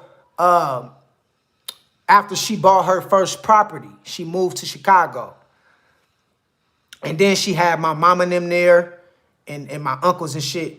So they all from Chicago, right? But my grandma used to own hella property in Chicago. She used to own houses and all kind of shit, right? But so she had some money. She was kind of wealthy. My grandma was, you know, she had a little bit of money. But my mom and them was gang affiliated. My mom and them was vice lords. My uncles, my mom, they was vice lords and shit. You know what I mean? My mama got the shit. She got the shit tatted. She don't never like to show her kids that side of her though. But when we was growing up, she used to always tell us, don't make me have to get vice lord in this motherfucker. I love my mama, man. My mama a real one, man. Straight up, bro. My mama a real one. She'll tell a motherfucker quick, don't make me have to get vice lord in this motherfucker and bring back that old side of me. Yeah, my mama real like that. She real like that, bruh. Yeah, my mama will get gangsta on your ass, bro. I'm telling you, bruh. And one time, we in the hood and shit. This one we lived in West Oakland. We in the hood and shit, chilling and zilling and shit like that there, right? And you know, coming up, my sisters and shit, one of my sisters used to have problems with one of my next door neighbors. And so it was like this little family, you know, back and forth situation, right?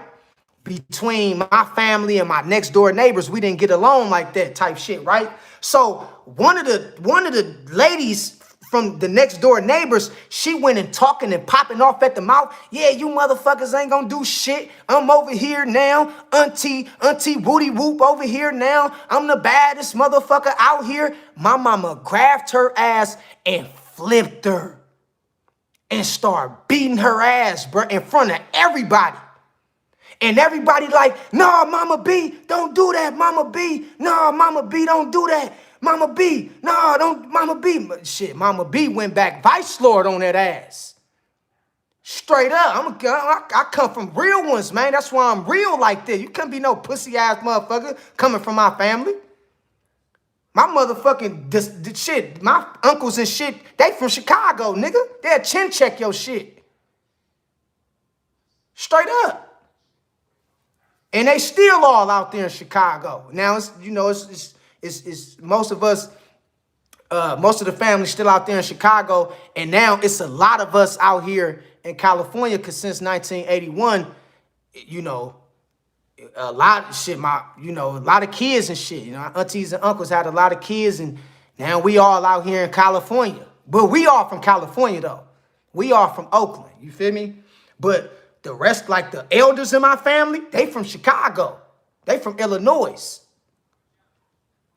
And so when Auntie, I forgot her name. What was her name? Niecy. Auntie Niecy.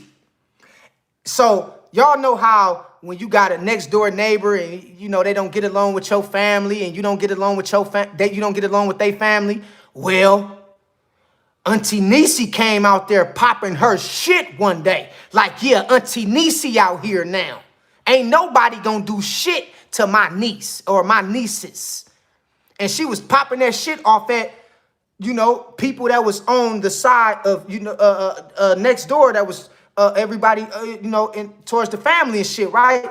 Man, my mama grabbed that woman, flipped her like a fucking, bruh, I'm talking about with great ease. It was easy work. Flipped her like a pretzel and start beating her ass, bruh. And everybody know my mama is Mama B. That's what everybody call my mama, Mama B, because they know my mama make food for people, make food for the homeless. They know my mama, take care of the community. She always been a person. That's where I get it from. That's where I get being charismatic and, being compassionate and empathetic. I get all that shit from my mama.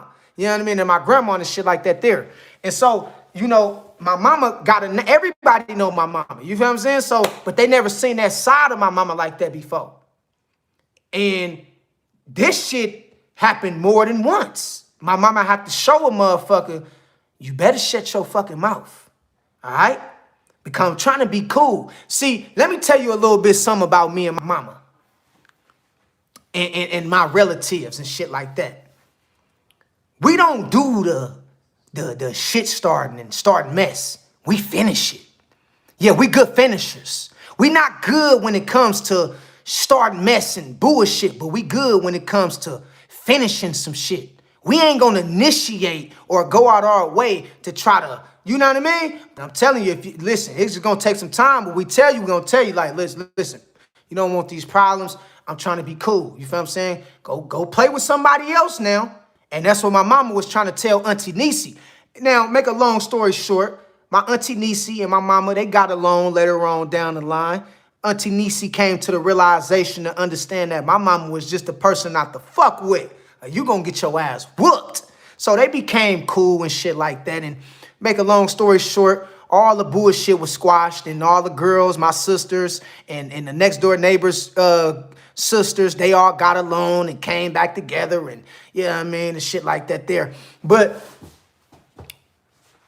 I just wanted to give y'all a little story about, like when it comes to, cause Major Champ put, your mama was a real one. And yeah, Major Champ, my mama was a real one. She was a real one, bro. She still is. Another time I'm in the hood and shit, right? I just pull off and shit. I go do something. I don't know what I was doing and shit type shit, right? And me and my homeboy, we close. We like this. We like Ace Coon Boom type shit. Like we, you know what I mean? We close to the motherfucking shit. And my mama beat his mama ass. My mama beat my partner mama ass. Whooped her ass, bruh.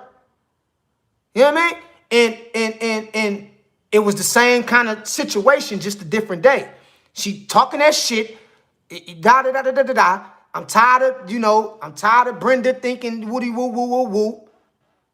And she said, what you say about Brenda? Because that's my mama name, Brenda. My mama beat the shit out of my partner ass. And then my partner, him and some of my other partners came running from around the corner like, man, I'm here. Somebody just fought my mama. I'm like, bro, that's my mama and your mama going at it. I don't know what happened. I wasn't here. I'm trying to figure this shit out too, bro. He like, yeah, but man, I don't want nobody putting nothing on my mama and shit. So make a long story short, me and my partner, we get together. We like, man, we ain't even tripping off that shit. That's our mamas. We homeboys and shit, type shit like that there. And make a long story short, my mama and his mama squashed it and everybody became cool. But yeah, my mama a real one, Major Champ. A real one, man. I'm going to tell y'all some stories about one day about my sister, my oldest sister, and how, bruh, that woman... I'm telling you, bro. Like, you just don't understand, bro. Like, you don't understand, bro. Like, I'm telling you, John Boyle 5 say, right, we all living a different life. Yeah, we all living a different life. Rat 21 say that's a messed up story for real. Yeah, it was effed up. I'm glad that it's over with, too. Didi say, yeah, pretty much. Didi laughing. Romeo say, what's the purpose of gang stalking? Question. To keep tabs on you. To make sure you don't reach your highest potential, to make sure you don't influence society in a certain way to where it can affect the bottom line of certain entities or deities. To make sure that you don't impose your will onto the masses. So people will gang stalk you to keep tabs on you, to monitor your every move, to try to set up certain challenges and obstacles in your way to fuck you over. So to answer your question, what's the point of gang stalking? To fuck you over. Straight up, for a lack of better words. Paula say, hello, everyone. Hello, True Fire. Thank you, Paula. I see you in this thing, Paula. Quinasia say, good question, Romeo. Quinasia say, I know y'all ain't having nothing to do with it. Yeah. Romeo say, do people get paid? Yeah, they get paid, sis. Hell yeah. Hell yeah, they get paid to gang stalk. Hell yeah. Shit, for real. Annabella say, what was you in? I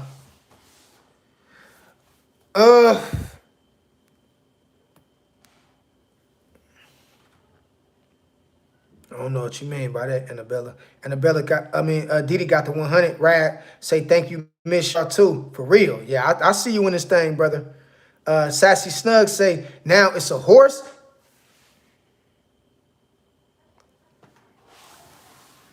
I'm in another city, hours away, and this nigga come up on a horse. Fucking 2 in the morning. I'm sitting out there, me and my girl at the time. We listen, we can't see the family see us like this, so we drive off. Let's talk about this shit. What's going on? Oh man, you know, baby mama and shit, son mama. I'm like, man, whatever. You feel what I'm saying? Bruh. That nigga came up on a horse. And at first, I didn't see nobody but a horse and a flashlight. So it kind of fucked me up. I'm like, what the fuck is this? Is this somebody playing? Like, is that like a fake body of a horse and like a light coming off that motherfucker or something? And when he spoke, I almost shitted on myself. Hey, what's going on? I said, oh my God, man, this motherfucker. No, he ain't. This motherfucker on a horse. And he called back up. And there was a couple more horsemen came out that motherfucker. We got the fuck out of there, bro. They asked a couple questions and shit like that. And after that, we hauled ass. We got up out of there. Shit, straight up. Sassy Snug say, it's crazy, but it's true though. Yeah. Jay in this thing said, Sassy Snugs, what's your IG?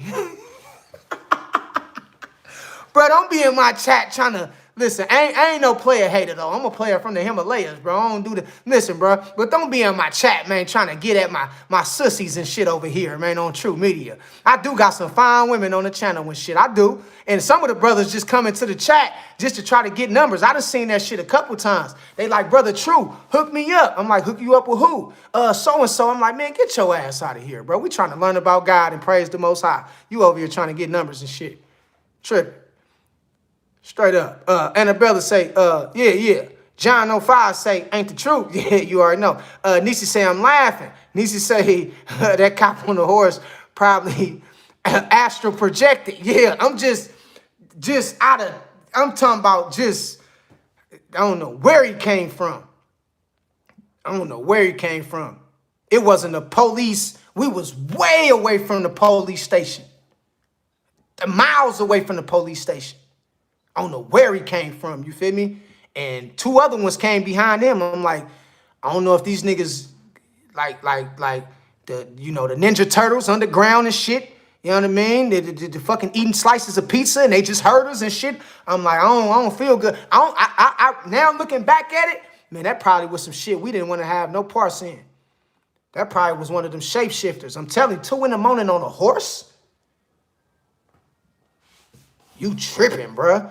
John Boy say, I mean, ain't that the truth? In the helicopter scene, Goodfellas, good movie. Yeah, Goodfellas.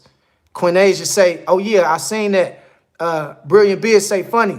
Glad you made it this far. You already know, man, I'm still here, man. I'm still stepping, man. God is good, man. I done been through a lot.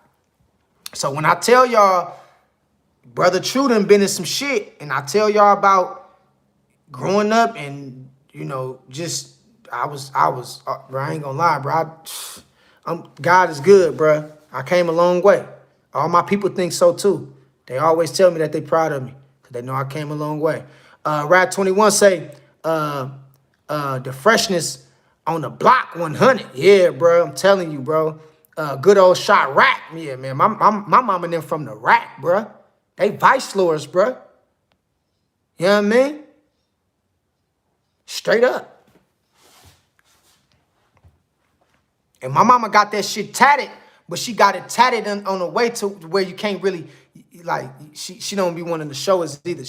My sisters never seen it though. My sisters never seen it. She keep it covered up because she don't want us to know that side of her. Didi laughing. Annabella say in LA from Detroit. So man, shout out to Detroit, man. I see you in this thing, man. Straight up.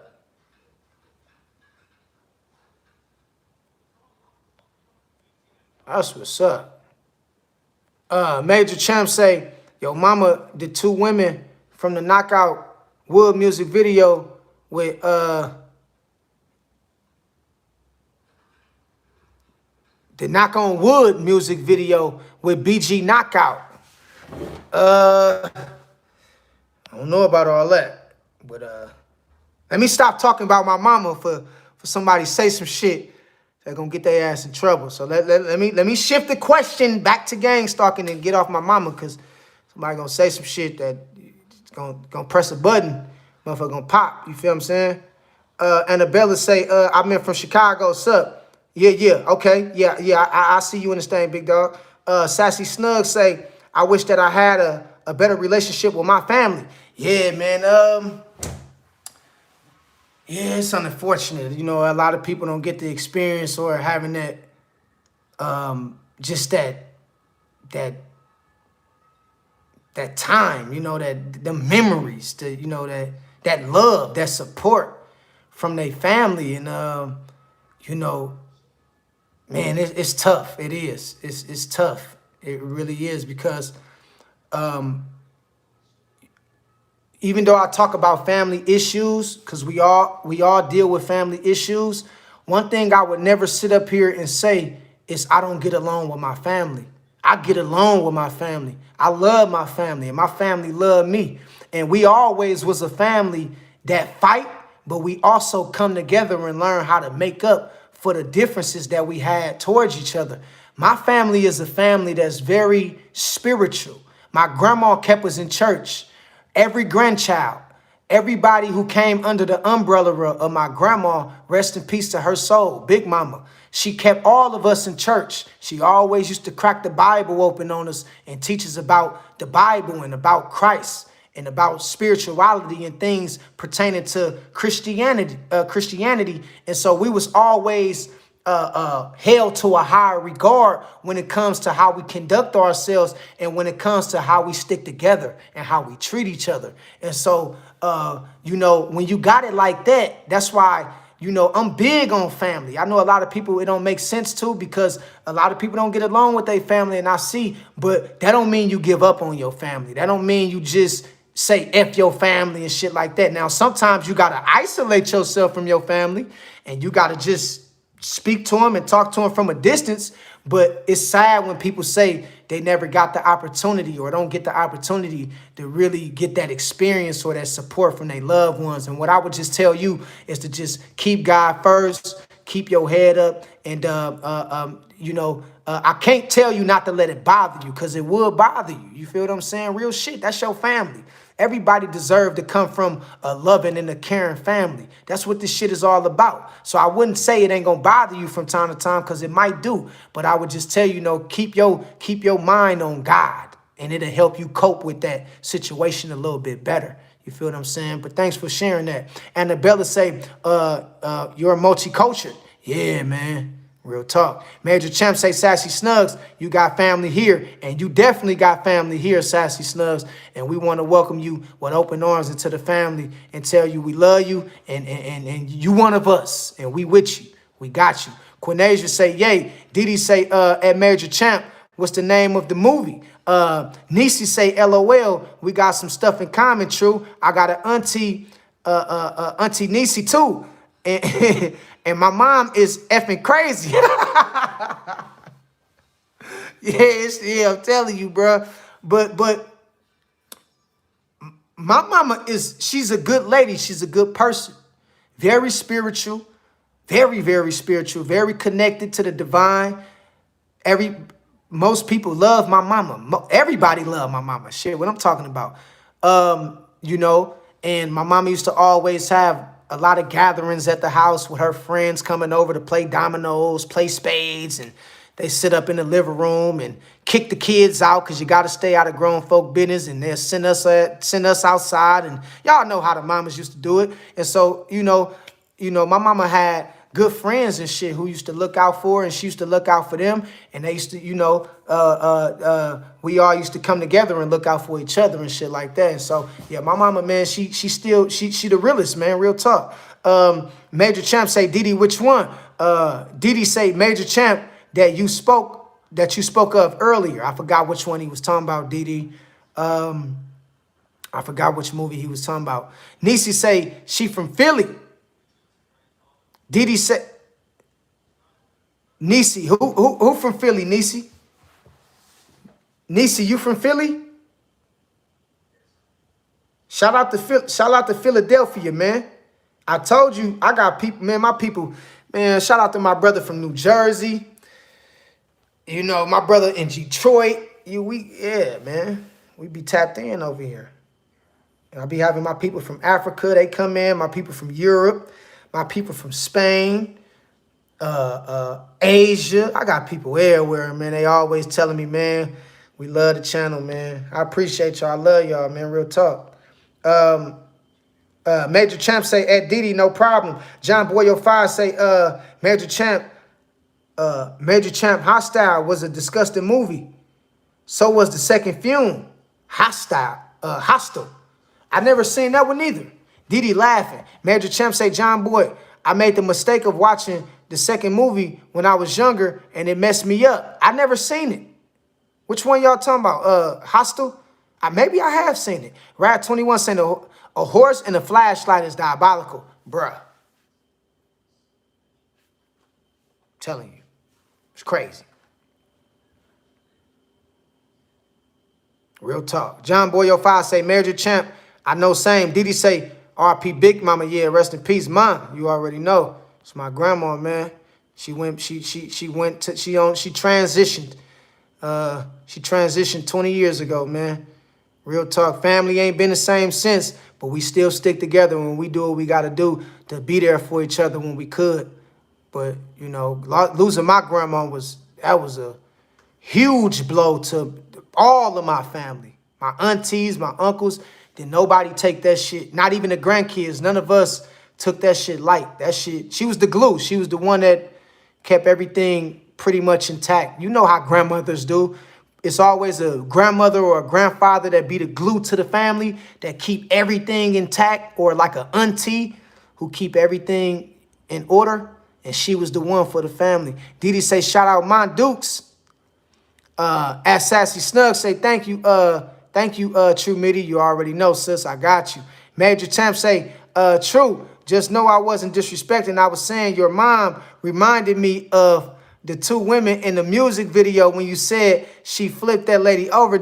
Oh, okay, brother. Yeah, my bad, brother. My bad, Major Champ. My bad, brother. I probably read it wrong. Yeah, my bad, brother. Major Champ say, family. Sassy Snug say, I used to live in Philly. Now I live in Brooklyn. I'm born and raised in New Jersey. Okay, that's what's up. I got family. I got family in Brooklyn. My auntie one of my aunties live in Brooklyn, and then I got an uncle that live on Staten Island over there towards the Hamptons and shit. So I got family in New York. I've been to New York before. I've been to Brooklyn before, Sassy. I've been out there before. I was out there just walking it and doing it, and yeah, I was out there. Yeah, I've been out there to Brooklyn. I've been out there to New Jersey and shit. Staten Island, Coney Island, Long Island. Yeah, my auntie took us all over New York, shit. And then my uncle and shit, he took us fishing in Queens and shit. I had caught a blowfish and the motherfucker damn near blew up in my face. My uncle told me to throw it back in the ocean and shit, or you gonna get sick. Yeah, but yeah, I got stories everywhere, all over the country and shit like that there. You dig what I'm talking about? So shout out to Brooklyn, shout out to Philly too, real talk, you know what I mean? Didi say, which hostel, 2006, 2011, or 2022? Which hostel, 2006, 2011, or 2022? John Boyo 5 say, it's a bad movie. True, don't watch it. I never seen it, bro. I never seen that one, bro. I never seen Hostel.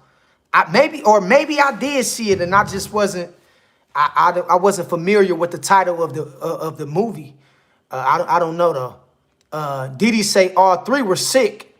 Rad 21 to say mothers are everything. Peace and blessings to your mother, bro. Yeah, man. Yeah, shout out to everybody, mama on here, man. You know, love your mama while they here. I know everybody don't get along with their mama. Everybody didn't have that experience or that chance. Some people, mothers has passed away and moved into the spirit realm. But, you know, even if you a mother, you know what I mean? Value your motherhood. Keep that love on your kids.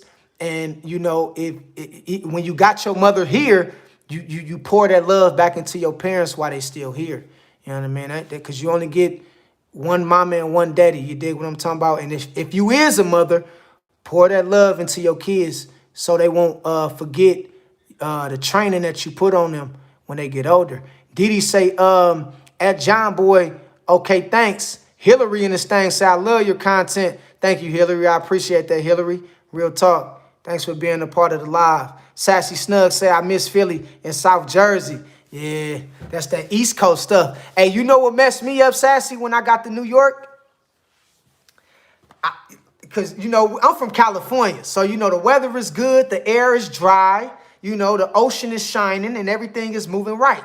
When I got to New York and I got off that plane in Newark, New Jersey, I got sick as hell. As soon as I got off the plane, I was sick as hell for like damn near the entire time I was in New York. And what had happened was I wasn't used to humidity. I never knew what humidity was, Sassy. Until my auntie told me, she said, yeah, nephew, the humidity is getting you out here. It's not like that in California. She said, it's, you know, and I went out there in the summertime too. So it was hella hot and the humidity just suffocated me. I damn near died. I had a fever. My stomach kept hurting. I kept throwing up. I was fucked up. Fucked up. You know what I mean? Real talk. But I had a good time though. You know, still in all, I had a good time. Major Champ say, Didi, I agree with John Boy. But if it's okay with you, I can spoil it for you. All right.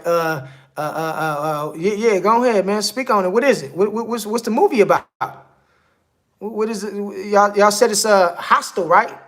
I never seen it. I don't think so, unless you describe it. And I probably can see if I know about it from that perspective. Didi say, absolutely true, 100. Nisi say, things couldn't went better with my family. I'm a lover, not a hater. So I love them and will always pray for them. I would never hate my mom. Yeah, I hear that, Nisi. That's real talk. That's powerful, Nisi. Yeah, that's powerful, Nisi. Yeah, I always talk to people about family, and one strange thing that most people don't understand about their family or their mother or their father is you can't change who you related to. You can't change who your mama is. That's your mama, whether you like it or not. You can't change who your daddy is. That's your daddy, like it or not. Like me, I didn't have an amazing relationship with my daddy, but I didn't try to, when he was alive, I didn't try to, I wasn't disrespecting him. I'm still his son. You feel me? Like, even though we don't probably see eye to eye, he off to himself type shit, that's still my, you know what I mean? That's pops. I'm still gonna have that level of respect because he come before me in the hierarchy. He come before me.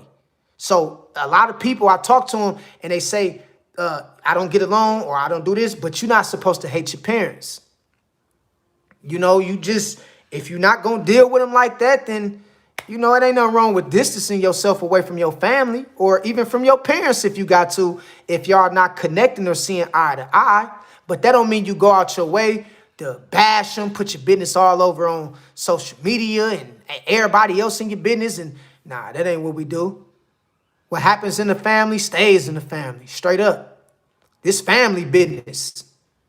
My mom used to always tell me that shit. When you get over here to these damn people's house, this shit stays in the house. All right? Or you gonna get your ass beat. Because see, one thing about my mama, she used to always have my shit like this, swole. You feel what I'm talking about? She was good at that shit. Hit me with a good haymaker. Nigga, you coming in the house at 1 in the morning. Who you think you is? I'm 9 years old and shit, coming from pumping gas and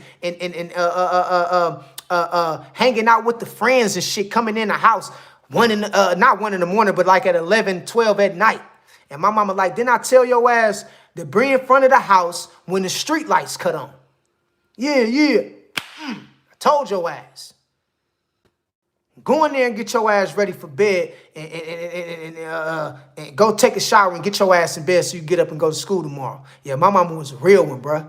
You understand what I'm saying? So, and I always tell people, and you respect your parents, man. Straight up, bruh. Yeah, parents fuck up. They humans. They supposed to. Not supposed to, but they going to. Whether you like it or not, they humans. They make mistakes like anybody else. I know growing up, we looked at our parents as heroes. Couldn't do no wrong. But your parents have a life too. They have made mistakes too. And so sometimes, it really hits you when you become a parent. See, it don't hit you when you're younger. But when you become a parent and you got kids of your own, now you see what this shit really all about. You know what I mean? Because now you look at it like, damn, maybe I was being too hard on my moms and my pops when I was younger. Maybe I was being too hard on my moms and my pops because my son and my daughter is hella hard on me.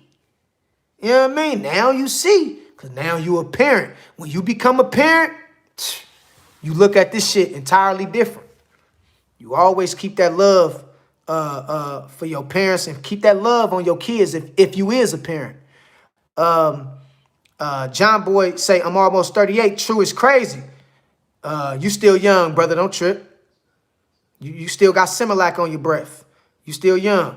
And that's not to disrespect you, but that's talking about when it comes to the Most High, you still young, brother. You still young. I don't know who made 25, 30, 35, 45. Oh, when have 45 been old? 45? You old at 45? Come on, man. Stop it. Now, if you 85 pushing 90 or 75 pushing 80, then yeah, you climbing the ladder a little bit. But come on, bro, you still got a lot of life. You got a lot more life to live. Naturally Lifted say, damn, is he talking about Las Vegas? What you mean Las Vegas, big dog? John Boyo 5 say, my B-Day right next to Xmas. My son's is too. My son's birthday is this month. His birthday on the 21st. Okay? My birthday on the 21st. It teaches you how the spirit aligns. Me and my son's birthdays is 1 month apart. His birthday is December 21st. My birthday is January 21st. My son is a Capricorn. I'm an Aquarius. Back to back. When you come from a certain bloodline, your kids sometimes, because one time my son, we was talking, and he was asking me, he like, man, you know me and your birthday, because my son 13, about to be 13. He was like, man, you know me and your birthday on the 21st? Why? Like, because my son asks a lot of questions. You know me and your birthday on the 21st and whoop. I'm like, yeah, man, that's from God. That's divine, man. That's divine. It's all divine. We 21st babies. You feel me? You know what I mean? We got them dates from the cosmic family. You know what I mean? They set that up like that. They set it up like that. And so my son is highly spiritual. My grandma was highly spiritual. My mama highly spiritual. I'm highly spiritual. Everybody in my lineage is highly spiritual. And so my son got all these millions of questions about God, about aliens, about all this stuff. And I always got to explain to him about how stuff work and how this work and what God is and, you know, all this stuff like that. You know what I mean? And, you know, and how our birthdays is 1 month apart. His birthday on the 21st and my birthday on the 21st. And it all comes together. You know what I mean? It all comes together. So, yeah, happy early birthday, man. Sassy Snug say, Chicago in the summer was cold, especially in August. I was there 2 years ago. Yeah, Chicago get real cold. I see why they call it the Windy City. Shit, that shit'll blow your ass a mile up the street. That shit wasn't no game. I remember when I went to Chicago, when me and my cousins, when we went to Chicago to go see my other cousins and aunties and uncles out there, my mama and my uncles and them was like, y'all California babies, but y'all gonna need them jackets. Keep them damn jackets on. Shit, we ain't listen to what y'all talking about. Shit, nigga, we got to Chicago, and nigga, we was cold as fuck. They said, we told y'all to keep y'all jackets on. It's cold out here. And so, yeah, I know about that Windy City. That shit get real cold. Didi say, spoiler that Major Champ, tell me. Crystal Griggs say, good night. I subscribed and I enjoyed the live. It's not many people talking about gang stalking or targeted individuals. Yeah, man. Thank you for tuning in, Crystal. And I appreciate you tapping into the live.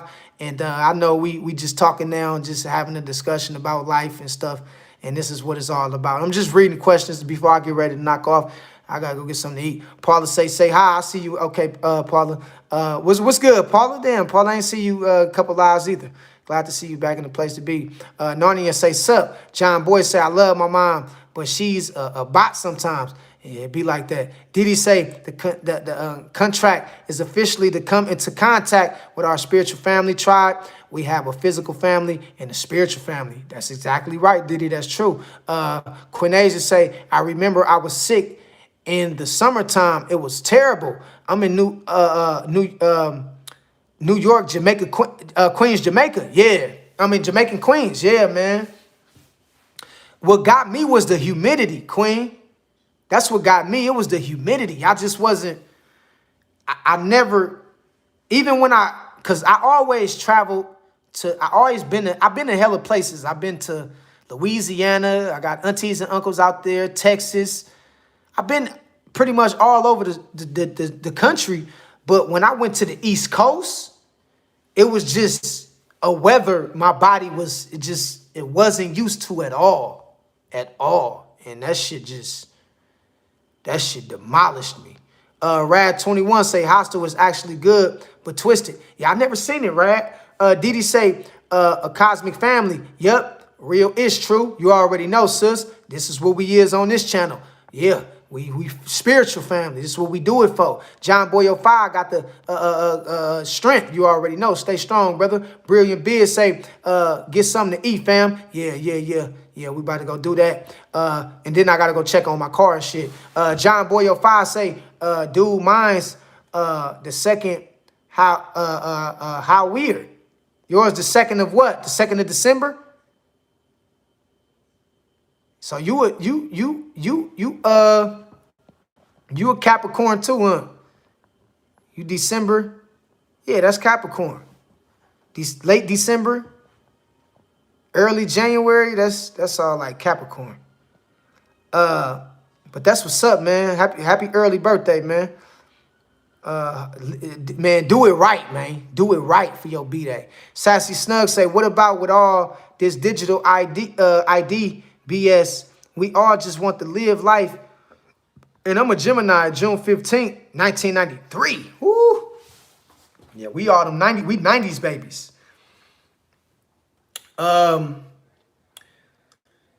Well, I did a whole live about digital ID. Go back and type in True Media Sassy Snugs and put digital ID, and I got a whole live talking about how it connects with the mark of the beast and all that type of stuff. Because if I talk about it right now, it's gonna be I got a lot to say about that. So type in True Media and type in digital ID, and it'll pop up if you want to know about digital IDs and stuff. But I'll give you this though. It's something that you got to be aware of, prepare for, and just something you don't participate in. Something that's why you got to be self-sufficient. That way, when the digital IDs hit and you say you don't want to get that shit, at least you got your own stuff to where you can still, do certain things that ain't gonna affect you. But if you traveling or if you like going out the country, it's gonna affect you. You're gonna need that digital ID. But there's ways you can work around it. Major Champ say, I'm a Libra born in 03. You already know, Major Champ. I see you in this thing. You Gen Z. You Gen Z. You what? So you like 20, you 23 right now. You 23, man. I remember when I was 23, man. I was 5, 6 years ago, 7 years ago. When I was 23, bruh. I'm telling you, bruh, I was tripping, bruh. I was tripping. Man, I was tripping. Major Champ say crazy thing is my moon is in Aries and my mom in Aries. See? You see how that should be connecting? Like through zodiacs and through stuff like that. Like I'm telling you, man, gotta pay attention to that kind of stuff. John Boy 05 say, bro, I'm in Wyoming. It's cold and windy and snowy. You in Wyoming? Damn, brother. You in Wyoming? Damn, I know it's cold out there. Nisi say, I bet them cities get cold for real. Yeah, they do. John Boy 05 say, yeah, Capricorn, thanks, True. Yeah, I know, bruh. I know, man. Major Champ say, I'm an October Libra. Yeah, I see you in this thing, October. Yeah, them Scorpios and them Libras is in October. Yeah, them Scorpios is dangerous. My cousins is one. My nephews, too. You got to stay away from them. Can't really trust them. Got to sleep with one eye open around them. Narnia say, I'm born in April. That's what's up. Brilliant Biz, I see you in this thing. Regina 2008 say Libra September. Yeah, that's what's up. Libra in this thing. Straight up. Major Champ 22. Okay, 22. Yeah, I knew you was somewhere right there. Evan Adams, I'm a Capricorn born in 2003. That's what's up, man. That's what's up, man. I got, I know the majority of people that watch my channel is Gen Zs and millennials. Y'all make up like 75% of the channel. You feel me? So it's a lot of people in their 20s and in their 30s that watches the channel. That's where most of the subscribers come from. It comes from everybody that's in their 20s and 30s and shit. And so, yeah, man. John Boy say, yeah. Brilliant Beard say, Chirac. Yeah, you already know. Chris Ace Hassie, inspired, anointed qualities. Yeah, I see you, Brilliant Beards. Thanks for sharing that. All right, y'all, that's it. I got to go get something to eat. My stomach is touching my back, like literally, and my shit is hurting. I think we went long enough, and it's been long overdue. So that's why we had to come in with the aggression and you know, letting this thing play out like it did tonight. And so I appreciate everybody being in attendance. Didi say, it's still Sagittarius season though. My superpower season, pop, pop. You know what I mean? It's snowing here in Cincy too. Oh, you in Cincinnati, sis? You in Ohio? Shout out to my sis, Didi in Cincinnati. When I talked to you last time for your birthday though, Didi, you was in Chicago. You was in Illinois, Didi. When I talked to you on your birthday a couple weeks though, but I didn't know you was coming from Cincinnati. I ain't know you was coming from Ohio. Shit. Yeah. Shout out to Ohio, man. My sis, man. Real talk. John Boyo 5 say, we chosen for a reason. Yeah, that's true. Okay, did he say Texas? Okay, Texas. Okay, I got you, Texas. Yeah, shout out to Texas too. All right. Major Champ saying, till next time, family, much love. Much love to all y'all in the chat, everybody who participated in today's session and this live. Thank y'all. God bless y'all. Don't stress yourself out. Keep your head up and keep being positive, man. Keep God first. I love y'all. Thank everybody for all the commentary, the support, the subscribers. It's been real, man. We moving. I think by the end of January, we probably be at like 20, like 20K. Because we growing so fast. Shit, we might be at like 25, 30K. You know what I mean? So we moving. I appreciate y'all. God bless y'all. And I hope everybody enjoyed the live and learned something from it. And until next time, I'll holler at y'all later. Peace and blessings to everybody. Peace. 100.